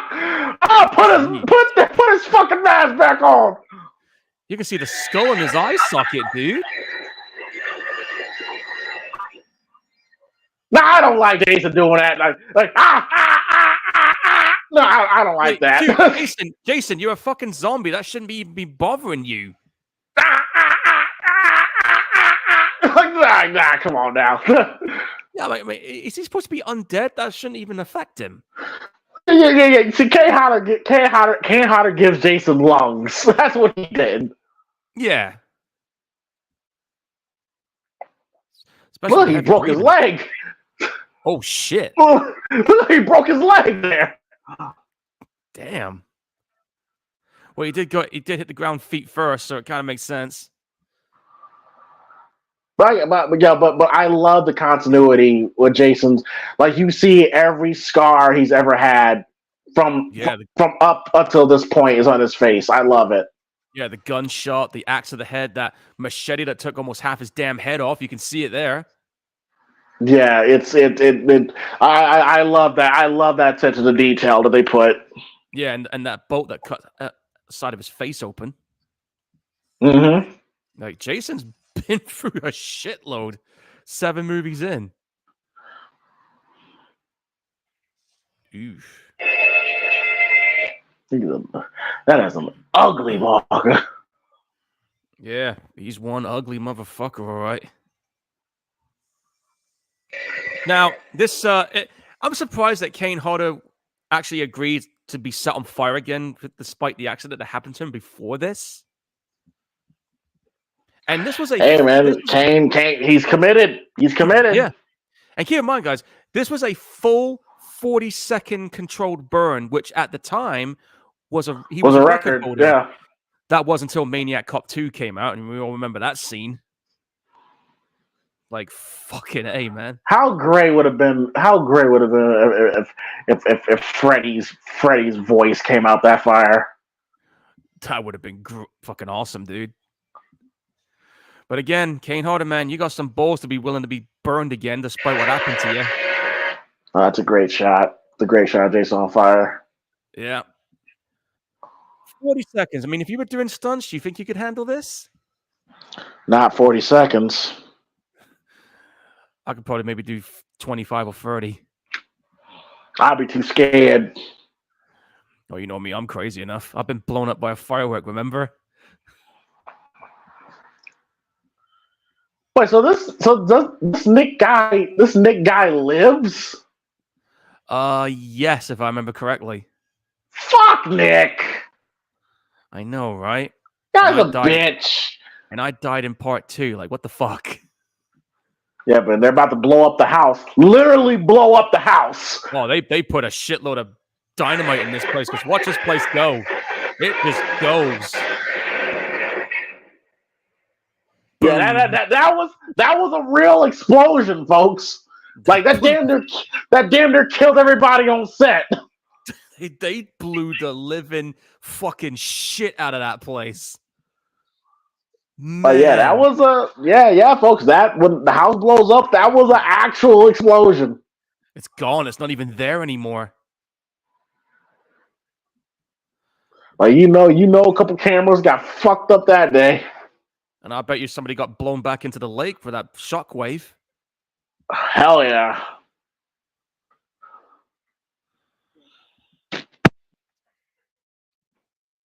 Here comes Jason again.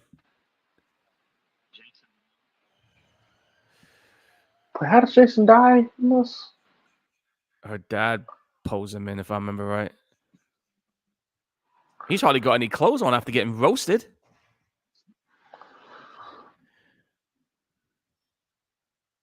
That's such a great shot of Jason right there, all burned up, terrifying. He is pissed.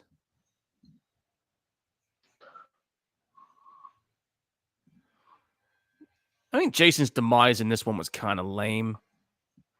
I really don't remember. Wait, hang on. It's her, like I said, it's her dad that Is it really? Yeah. Oh my god! Oh my god! No!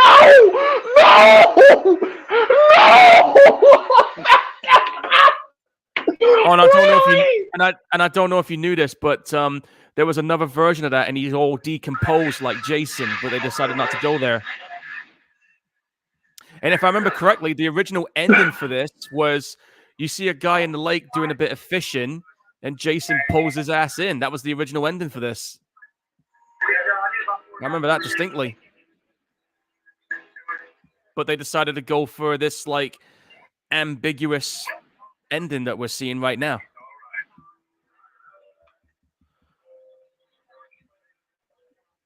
So I remember a little bit of it like that. Man, why do ambulance vans back then look like bloody funeral hearses? What's the deal, man? Wait.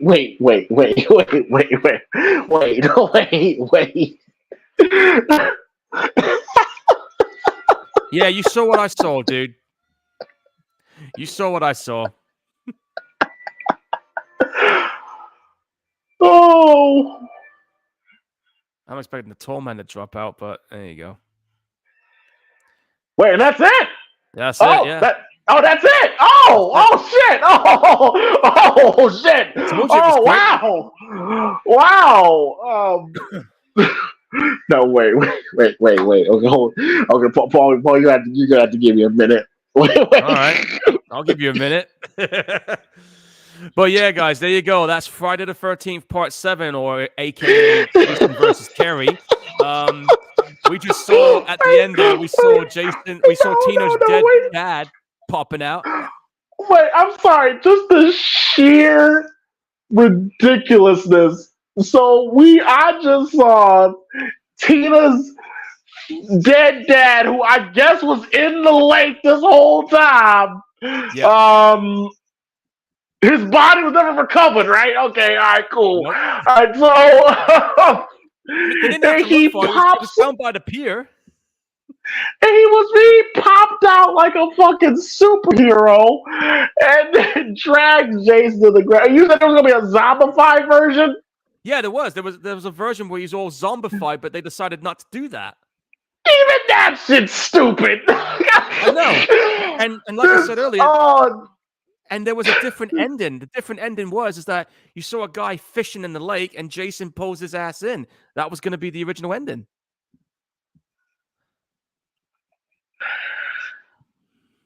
Go ahead, finish your thoughts, Paul. Well, what can I say?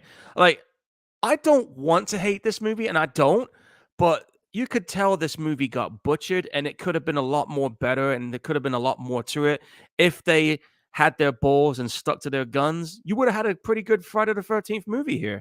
I mean, I liked the concept with the whole telekinesis angle that they were going with. The only problems I had with it was, of course, the teenage friends you didn't give a fuck about. They were boring as shit, but I guess that was due to the fact that it was the writer's fault, because keep in mind, guys, they hired a person who never even watched a Friday the 13th movie going into this. So I reckon that's why it's that is inexcusable. That is inexcusable. You can't excuse that. I mean, if you're going to hire a writer, a director, or whatever, you got to have them at least do their homework and at least watch one of these movies just to get an idea of what they're dealing with. You know what I'm saying? You can't just go into it blind. Well, you can if you have a good sense of what the fuck you're trying to do. But this guy clearly didn't know what the hell he was doing when it came to that. Again, the movie suffered big time in terms of the gore because of the censors deciding to cut this movie's balls off with that. The only positives I could say would probably be about Kane Hodder playing as Jason. I think this look that Jason had was probably, I guess you could say, arguably one of the best looking versions of Jason you could see in this movie, because, you know, the attention to detail that the makeup team put into this, where you could see every injury that he's ever had in the movie. Like on the thumbnail here, you got the gunshot to the head, you got half his face cut off from that boat propeller, you got the machete that went through the side of his head, the axe in his head, like his eye is gone. You can see the skull in one point there. So I do like the look of Jason in that one. But apart from that, that's probably the only positives I could say about this movie. Again, I wish this movie didn't get butchered the way it did, because it would have been a whole different movie if they kept with some of that and the original ideas. We'll probably never see. Well, we're never going to see that version of it unless you find the clips on YouTube. So, where do I put this in the score, man? It's tolerable. I mean, it's not completely bad, but I've seen better when it comes to this series. So, I'm probably gonna put this in. I'm probably gonna say 5 out of 10. Would that be fair? What do you think, man?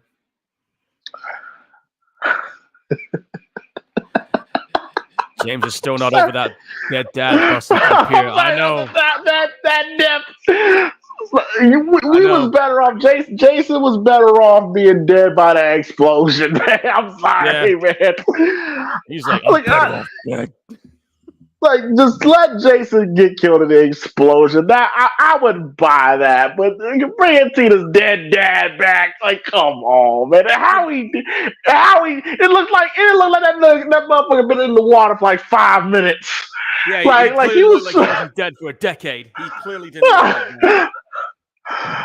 Oh god, that one was rough right there. That finish, finish, and I was enjoying the battle with Jason and Tina. But that finish, was rough.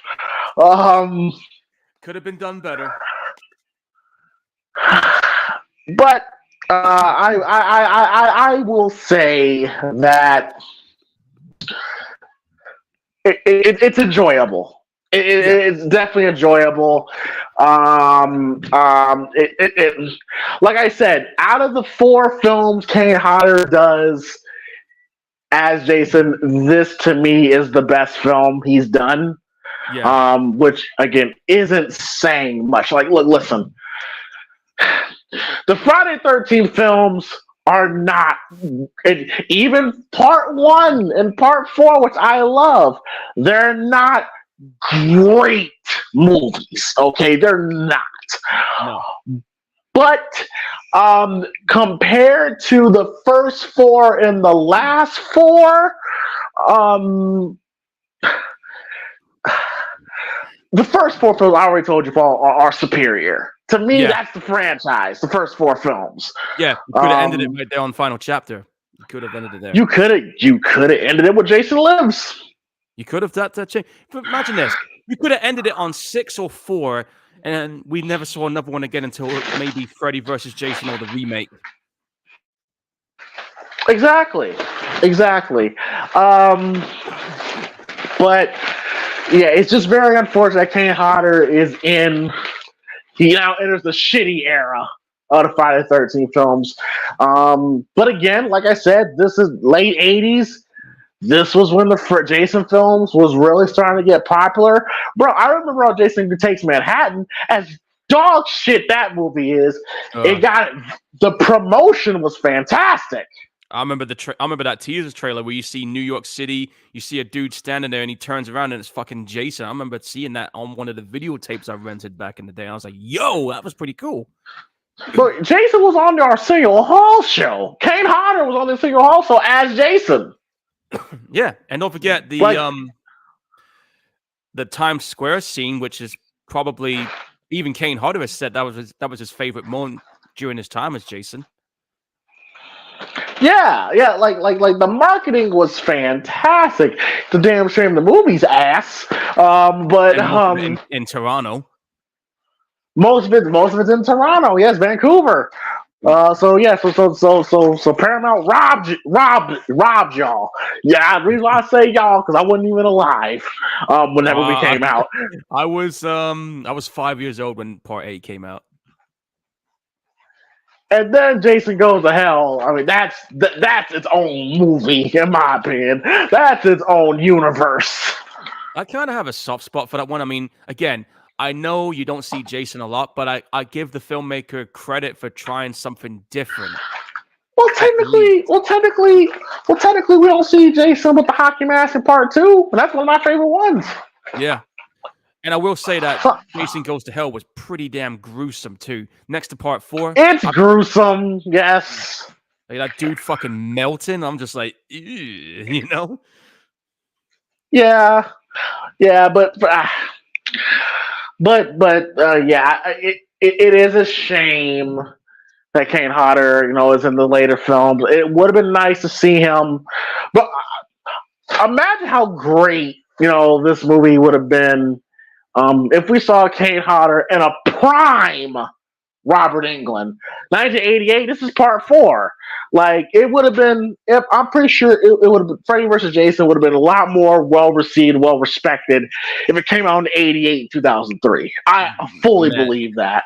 They should have got their shit together and did it then. I don't know why the deal fell through back then, because I know that Paramount, I know Frank Mancuso was in talks with Robert Shane to make it happen, but for some reason they never finalized the deal. They never went with it until like fucking 14, 15 years later. 14, 15 years too late, in my opinion. Yeah. It wasn't until when New Line finally owned the Jason franchise, and you caught a little hint of that with Jason Goes to Hell, but we didn't see anything more about that again until like 10 years later. That would have been cool if it was Freddy that drug Jason down that water. Oh, that would have been fucking gnarly. That would have been fantastic. Speaking of Freddy, I don't know if you knew this, but Robert Englund has said if they do make another one, he said he wants to see Kevin Bacon as Freddy Krueger. And even Devin Sawa. Did not tell you, Paul, that people want Kevin Bacon to play Freddy. I know, but get this as well. Even Devin Sawa threw his name in the hat for this. Devin Sawa. Yeah, he threw his name in the hat to play Freddy. But who's Devin Sawa again? I'm not being disrespectful. I'm not being disrespectful. Like, I'm just don't remember.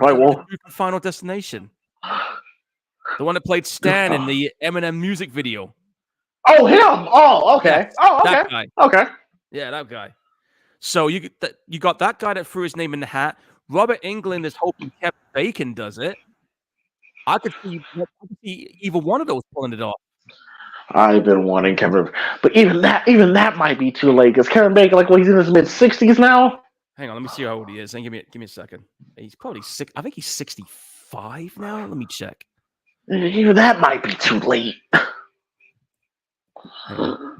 Kevin Bacon. Yeah, he's 65. He's going to be 66 in July. Well, they better hurry the fuck up then. But yeah. He's got about a good 5 or 10 years left in him. Yeah. Because I know that his next movie is going to be that reboot of Toxic Avenger, which I want to see. Because I saw the trailer for it, and I'm like, fuck yeah, let's go. Oh well, good for him. I'm glad he's still getting work. But as far as Jace takes, fuck that movie. The New Blood. I don't really know why it's called The New Blood. Now I think about it. I don't know why they call it that either. But like I said, this was the beginning of the franchise really jumping the shark. This is what it starts becoming. There's gimmicks all throughout the film. Jason's in New York. Jason, is Jason's gonna travel from body to body, and Jason's in space. It's like, okay, we've completely removed from Steve Dash and his portrayal of Jason Part 2 to this.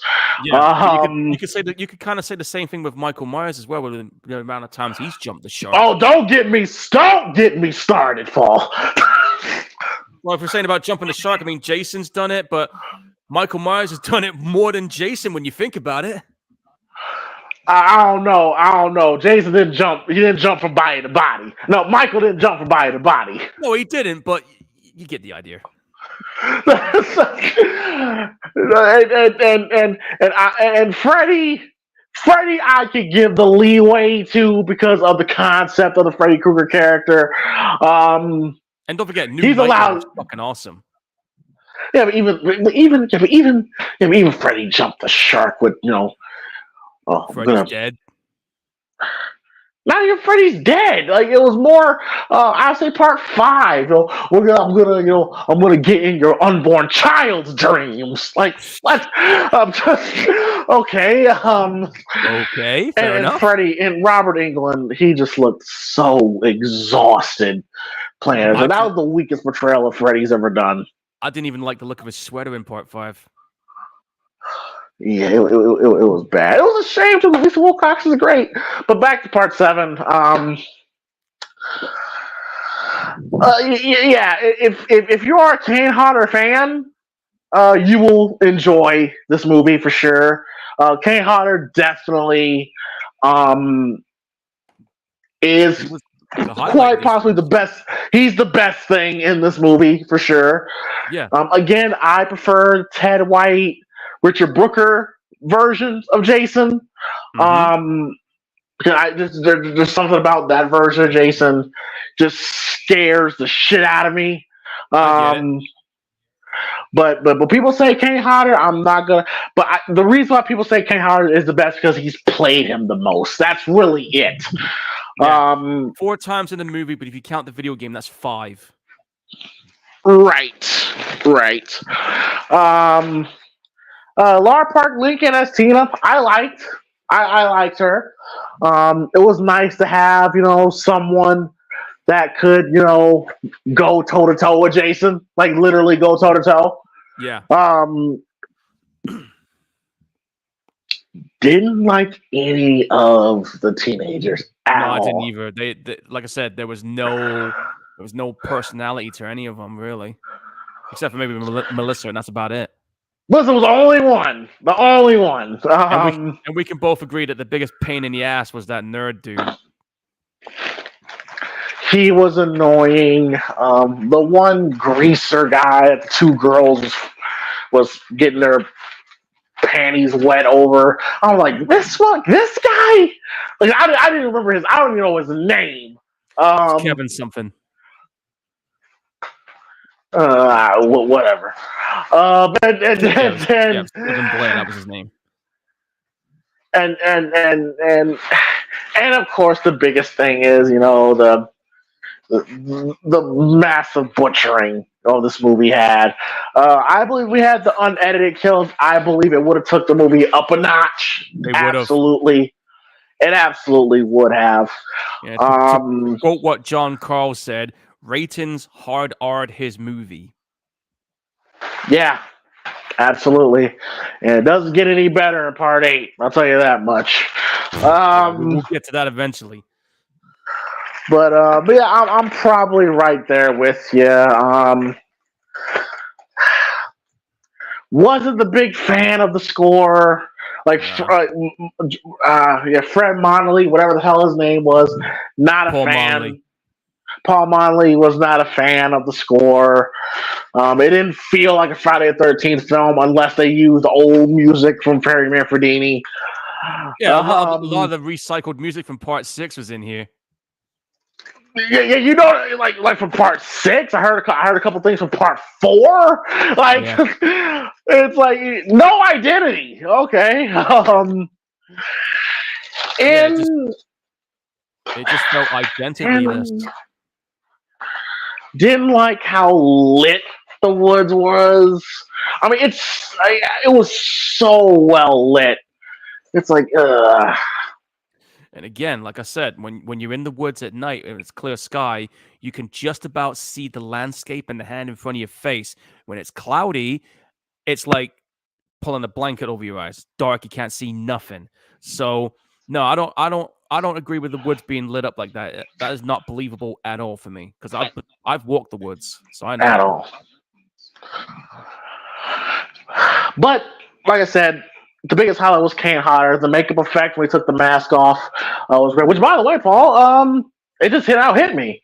Oh yeah, the mask that he has on, like that's it for that original mask. Like from part 3 into this one, because it breaks apart. Like it's it. Like that's the last time we see the actual original mask for the franchise. Yeah, it was done, and then he had that gold one in part 8. Which was so identical. Oh yeah, the piss yellow mask. Oh yeah. Oh man, when we get to part 8, I'm gonna rip that movie to shreds, man. Oh, I'm gonna be so angry. But yes, sit back and relax when that day comes. Yes, it's gonna be a treat. But yeah, I just realized that from part like the length of when Jason wears the original mask is part 3 to New Blood, which I thought was interesting. Yeah. But yeah, I'm right there with you, Paul. I'll give it a 5. Yeah, 5 out of 10. Yeah, I say that's fair. That's definitely fair. So okay, got a little bit of time left. All right, so Paul. So apparently a couple big movie news happened within the past week. Oh yeah. For anyone who doesn't know, folks, Sidney Prescott, aka Neve Campbell, has officially signed on to do Scream 7. Kevin Williamson is going to be directing it, and that's going to be slated for filming later this year. I remember looking on Instagram, and Neve Campbell sent a picture with a copy of the script. So she is going to be back on board for that.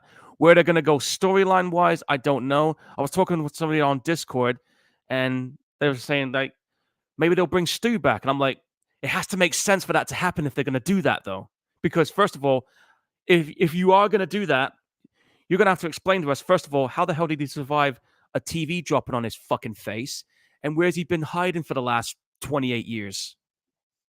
If you're going to go that way. But the fact that she's back on board, I mean, okay, cool. So we're going to be going back to that original story arc, maybe? I don't know, because we know that the cast members from part 5 and 6, or the main 2, that is, we know they're not coming back. So in all sense and purposes, that storyline with those 2 is done. So I don't know where they're going to go with this one, to be honest, with her being back, because I thought her story was finished in part 5. Where else is it for her to go in part 7? What do you think, James? To be honest, man, if you really want to get technical, man, her story finished in part 4. Yeah.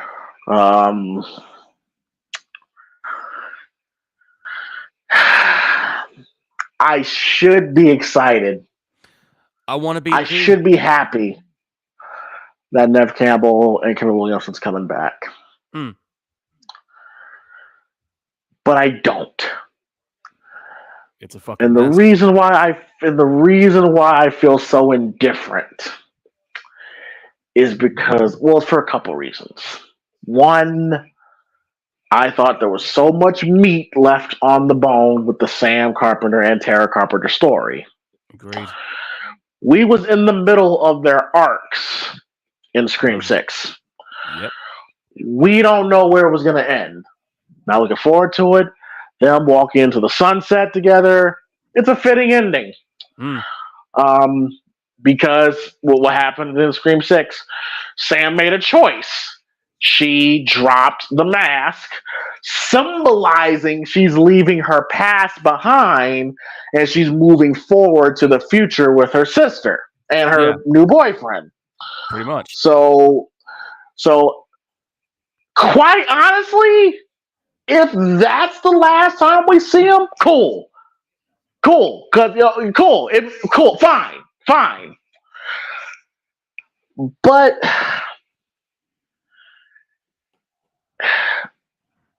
okay.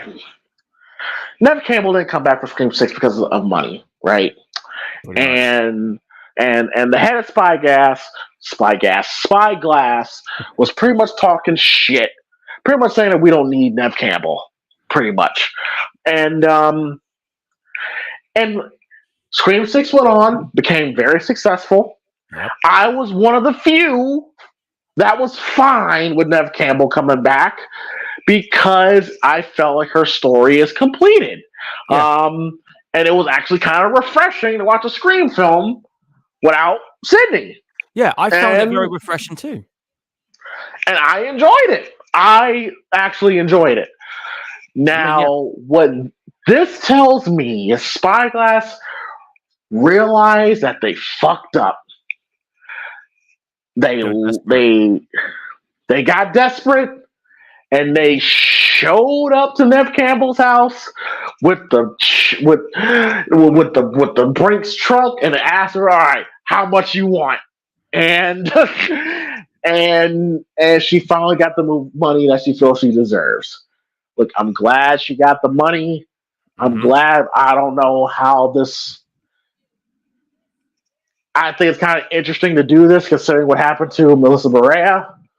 In my opinion, I'm just like, look, get your money.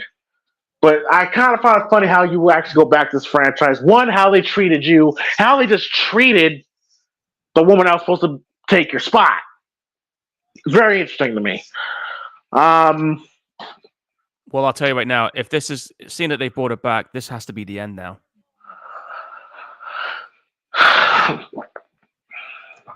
I don't know. Cause like I said, like what else? Like what? Ghostface gonna go after? Because you now got to bring Patrick. You got to bring Patrick Dempsey back now at this point. Yeah, and right now he's currently on that Thanksgiving movie. What do you mean currently? Well, Patrick Dempsey is in that Thanksgiving film. Oh, okay. Well, you made it sound like they were still filming. I was kind of confused there. I know he's on board for a sequel to Thanksgiving. Okay, cool. I don't. Especially, am I gonna go see Scream 7? Yes, but I'm not gonna deny that there is a dark cloud over it, considering what happened, the drama that has happened with Melissa, with Jenna, and the way they brought Nev back. It just doesn't feel right to me. And it just doesn't feel like we don't really need Sydney anymore, because what else can we do? And if they're going to bring Stu back, like you said, Paul, it has to make sense. Don't bring him back just for the sake of bringing him back, just to make the fans happy. No, it has to make logical sense. Kevin Williamson not writing the movie is interesting. He's directing it. He's only directing it, which is like that's very like the only movie I remember him directing was Teaching Mrs. Tingle, and that movie was. Let me check to see if he is writing it as well. I'm just gonna look this up. Hold on. Last I heard, it was the same writers for 5 and 6. Yeah, because I know he. Which kind of worries me because those two reveals has been very lackluster. Yeah, pretty much. Okay. Here's what we know. It turns out that Neve Campbell is gonna be in it. Kevin Williamson is the writer. He's gonna be directing it, but the guys writing the script is Guy Busick and James Vanderbilt, with Radio Silence returning as executive the same producer. writers. Yep. But Radio Silence is producing it as well.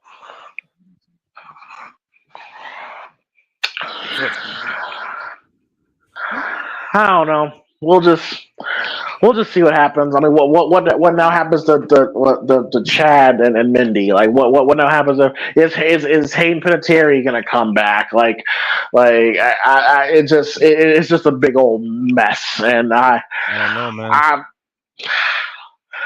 I will watch it, but I am just not a fan of how Spyglass handled this shit, in my opinion. Yeah.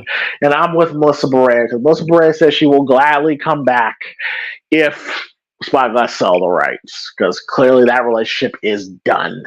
Yeah.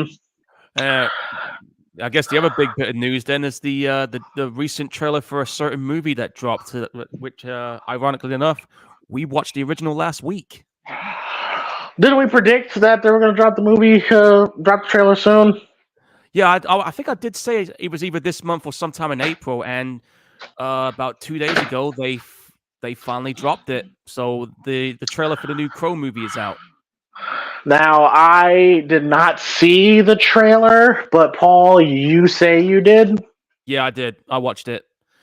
And what did you think of it? What do I think of it? Now, here's the thing.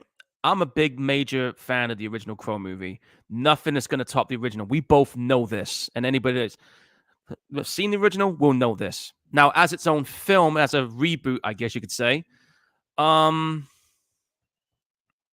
terms of the aesthetics, it doesn't have that same, in terms of the visual look, it doesn't have that same, like, gothic, grimy vibe that the city had on the original. We know that Bill is playing Eric Draven. This is like a different version of Eric Draven. Now, I'm not too fond of this current look that Eric Draven has. I mean, if it was a different person, but set in the same Crow universe, that would have been fine. So in terms of his look, I'm not too fond of it. Now, in terms of what I saw in terms of the action, and they showed quite a bit of it on the trailer, it looked pretty violent. Like, you see a dude's face getting fucking blasted off with a shotgun on the trailer. So I'm like, okay, cool. Had a bit of a, how do I explain this? It had a bit of a John Wick vibe to it in terms of the way the action played out, which is kind of strange for a Crow movie. But in terms of the story, it's kind of like it still has that main original intact story where it's like Eric Draven coming back from the dead to get revenge on those who killed him and his girlfriend. So that's still there. But how these characters are being presented this time is different compared to what we had in the original movie. So some of the aesthetics are still there in terms of the story, but how their characters are this time is, I guess, different for this more modernized version of it. Now, Philip told me that he saw an article there where there was a test screening for it, and people who went to see the test screening pretty much ripped this movie a new asshole. And I'm guessing the people they got involved with it, maybe it was those kind of people who are the ride or die type characters who will stand by the original movie till the day they drop, which is fine. I have no problem with that. But I know that the test screening shut down pretty quick after that. So again, I'm not going to judge the movie based on the look of this character. I'm not going to judge the movie based on the trailer. I'm going to wait until I go see it on the 7th of June. And I will no doubt drop my thoughts on it. And if James sees it before I do, he'll probably drop his thoughts on it. Will there be a watch along of it in the future? Yeah, I'm pretty sure there will be. But I'm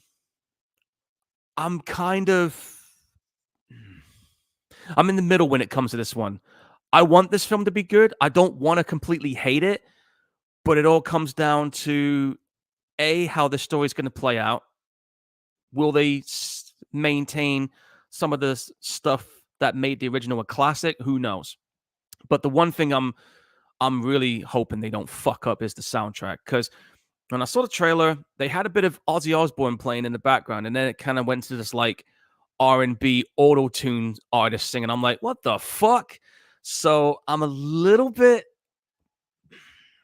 hesitant in the soundtrack, but that's not a deal breaker for me. The deal breaker for me is if they completely fuck this one up. So again, I don't want to hate it, but but I'm gonna wait until this movie comes out, and then I will drop my thoughts. I think James will probably drop his thoughts on the movie on another video once he's seen the trailer, but I'm guessing he's gonna have his thoughts on what I think of it. So go ahead, James. Well, I mean, it just tells me that that look, people are gonna. You have that fan base that's never gonna give it a chance, and you have the fan base that will give it a chance no matter what. Like I said, like what you want to like. That all that's great. Oh, that's fantastic. For me, I just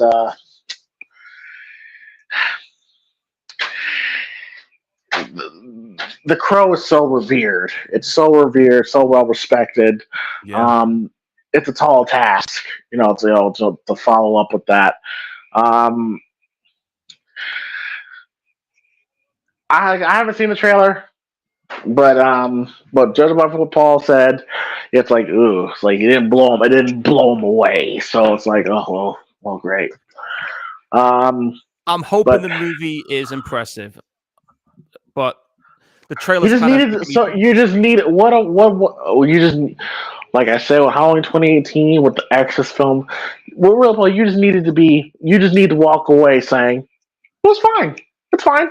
Yeah, I just want it to be. If you walk away with that, if you walk away with the movie saying it's fine, then that's success for them.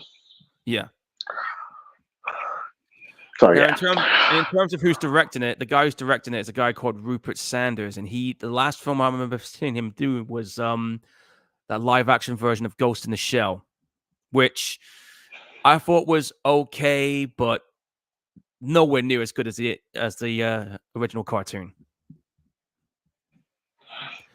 But we'll see. Interesting.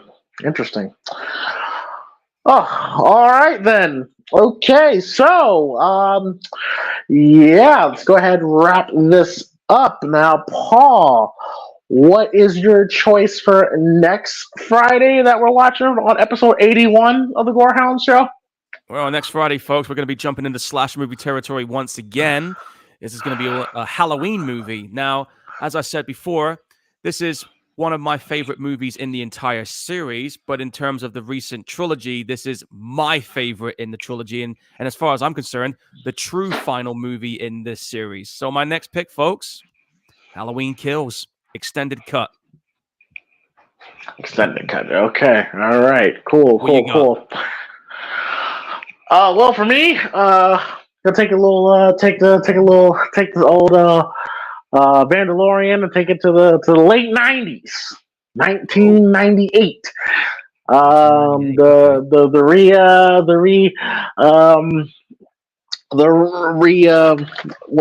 What word am I trying to say? The second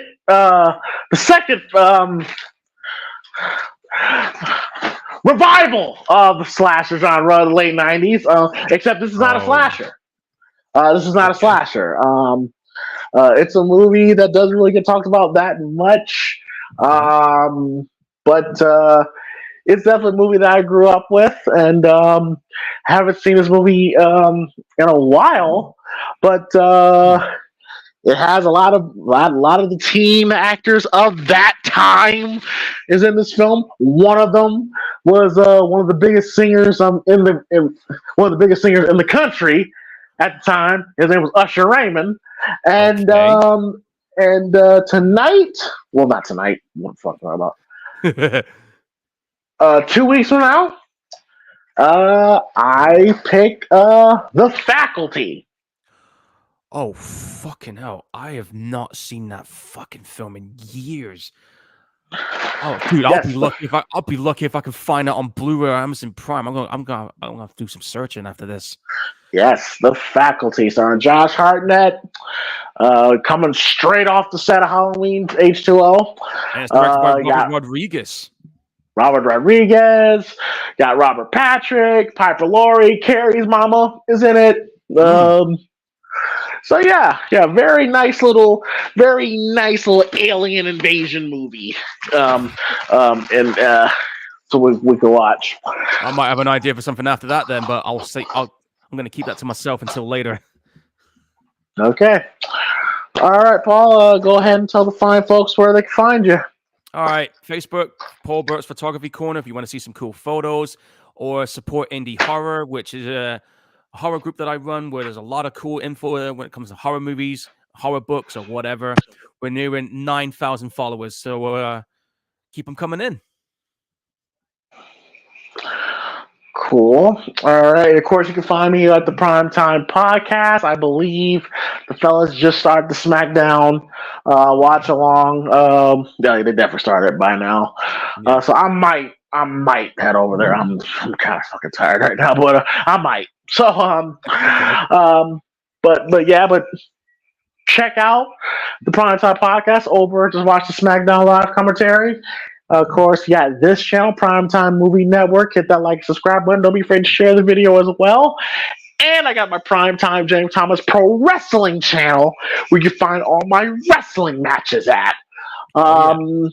So that's it, folks. Friday the 13th, Part 7, The New Blood, tolerable, Friday the 13th film. It goes downhill from here. But that's a Newfound Glory song, and it's all downhill from here. Pretty much, because there's Part 8. Oh my goodness. But yes, don't be afraid to check out all 80 episodes of the Primetime Gorehounds up until this point. Closing in on 100, which will be a big milestone for us. So we'll see y'all next week for Halloween Kills extended version. I'm gonna have some interesting thoughts on this one, and because movie after it, waste it. But you started on that one. Oh man! So then, all right. So everyone, have yourselves a great weekend. Happy St. Patrick's Day, by the St. Patrick's Day weekend. For all you Irish folks. You guys do know I have the horror movie Leprechaun tattooed on my arm, so I know what I'll be watching. Oh God, no! I have all 8 movies. I've got them all, dude. Oh, God bless you, man. God bless you. Like that is literally the one horror movie franchise where I seriously hate every movie in the franchise. You'll be wanting to take a razor blade to my arm because I do have it tattooed on my arm, dude. Oh, good for you. I'm glad. I support the fandom, but that's literally the only horror movie in the franchise where I hate every single one, even the first. You know what? You might give me an idea for a future viewing. Oh, shit. You just opened that Pandora's box for me now, dude. But anyway. All right. So we can go. We'll see y'all next week for Halloween Kills. Have a great weekend. Happy St. Patrick's Day. And we are out. Peace. I want me gold. Night. Stop it!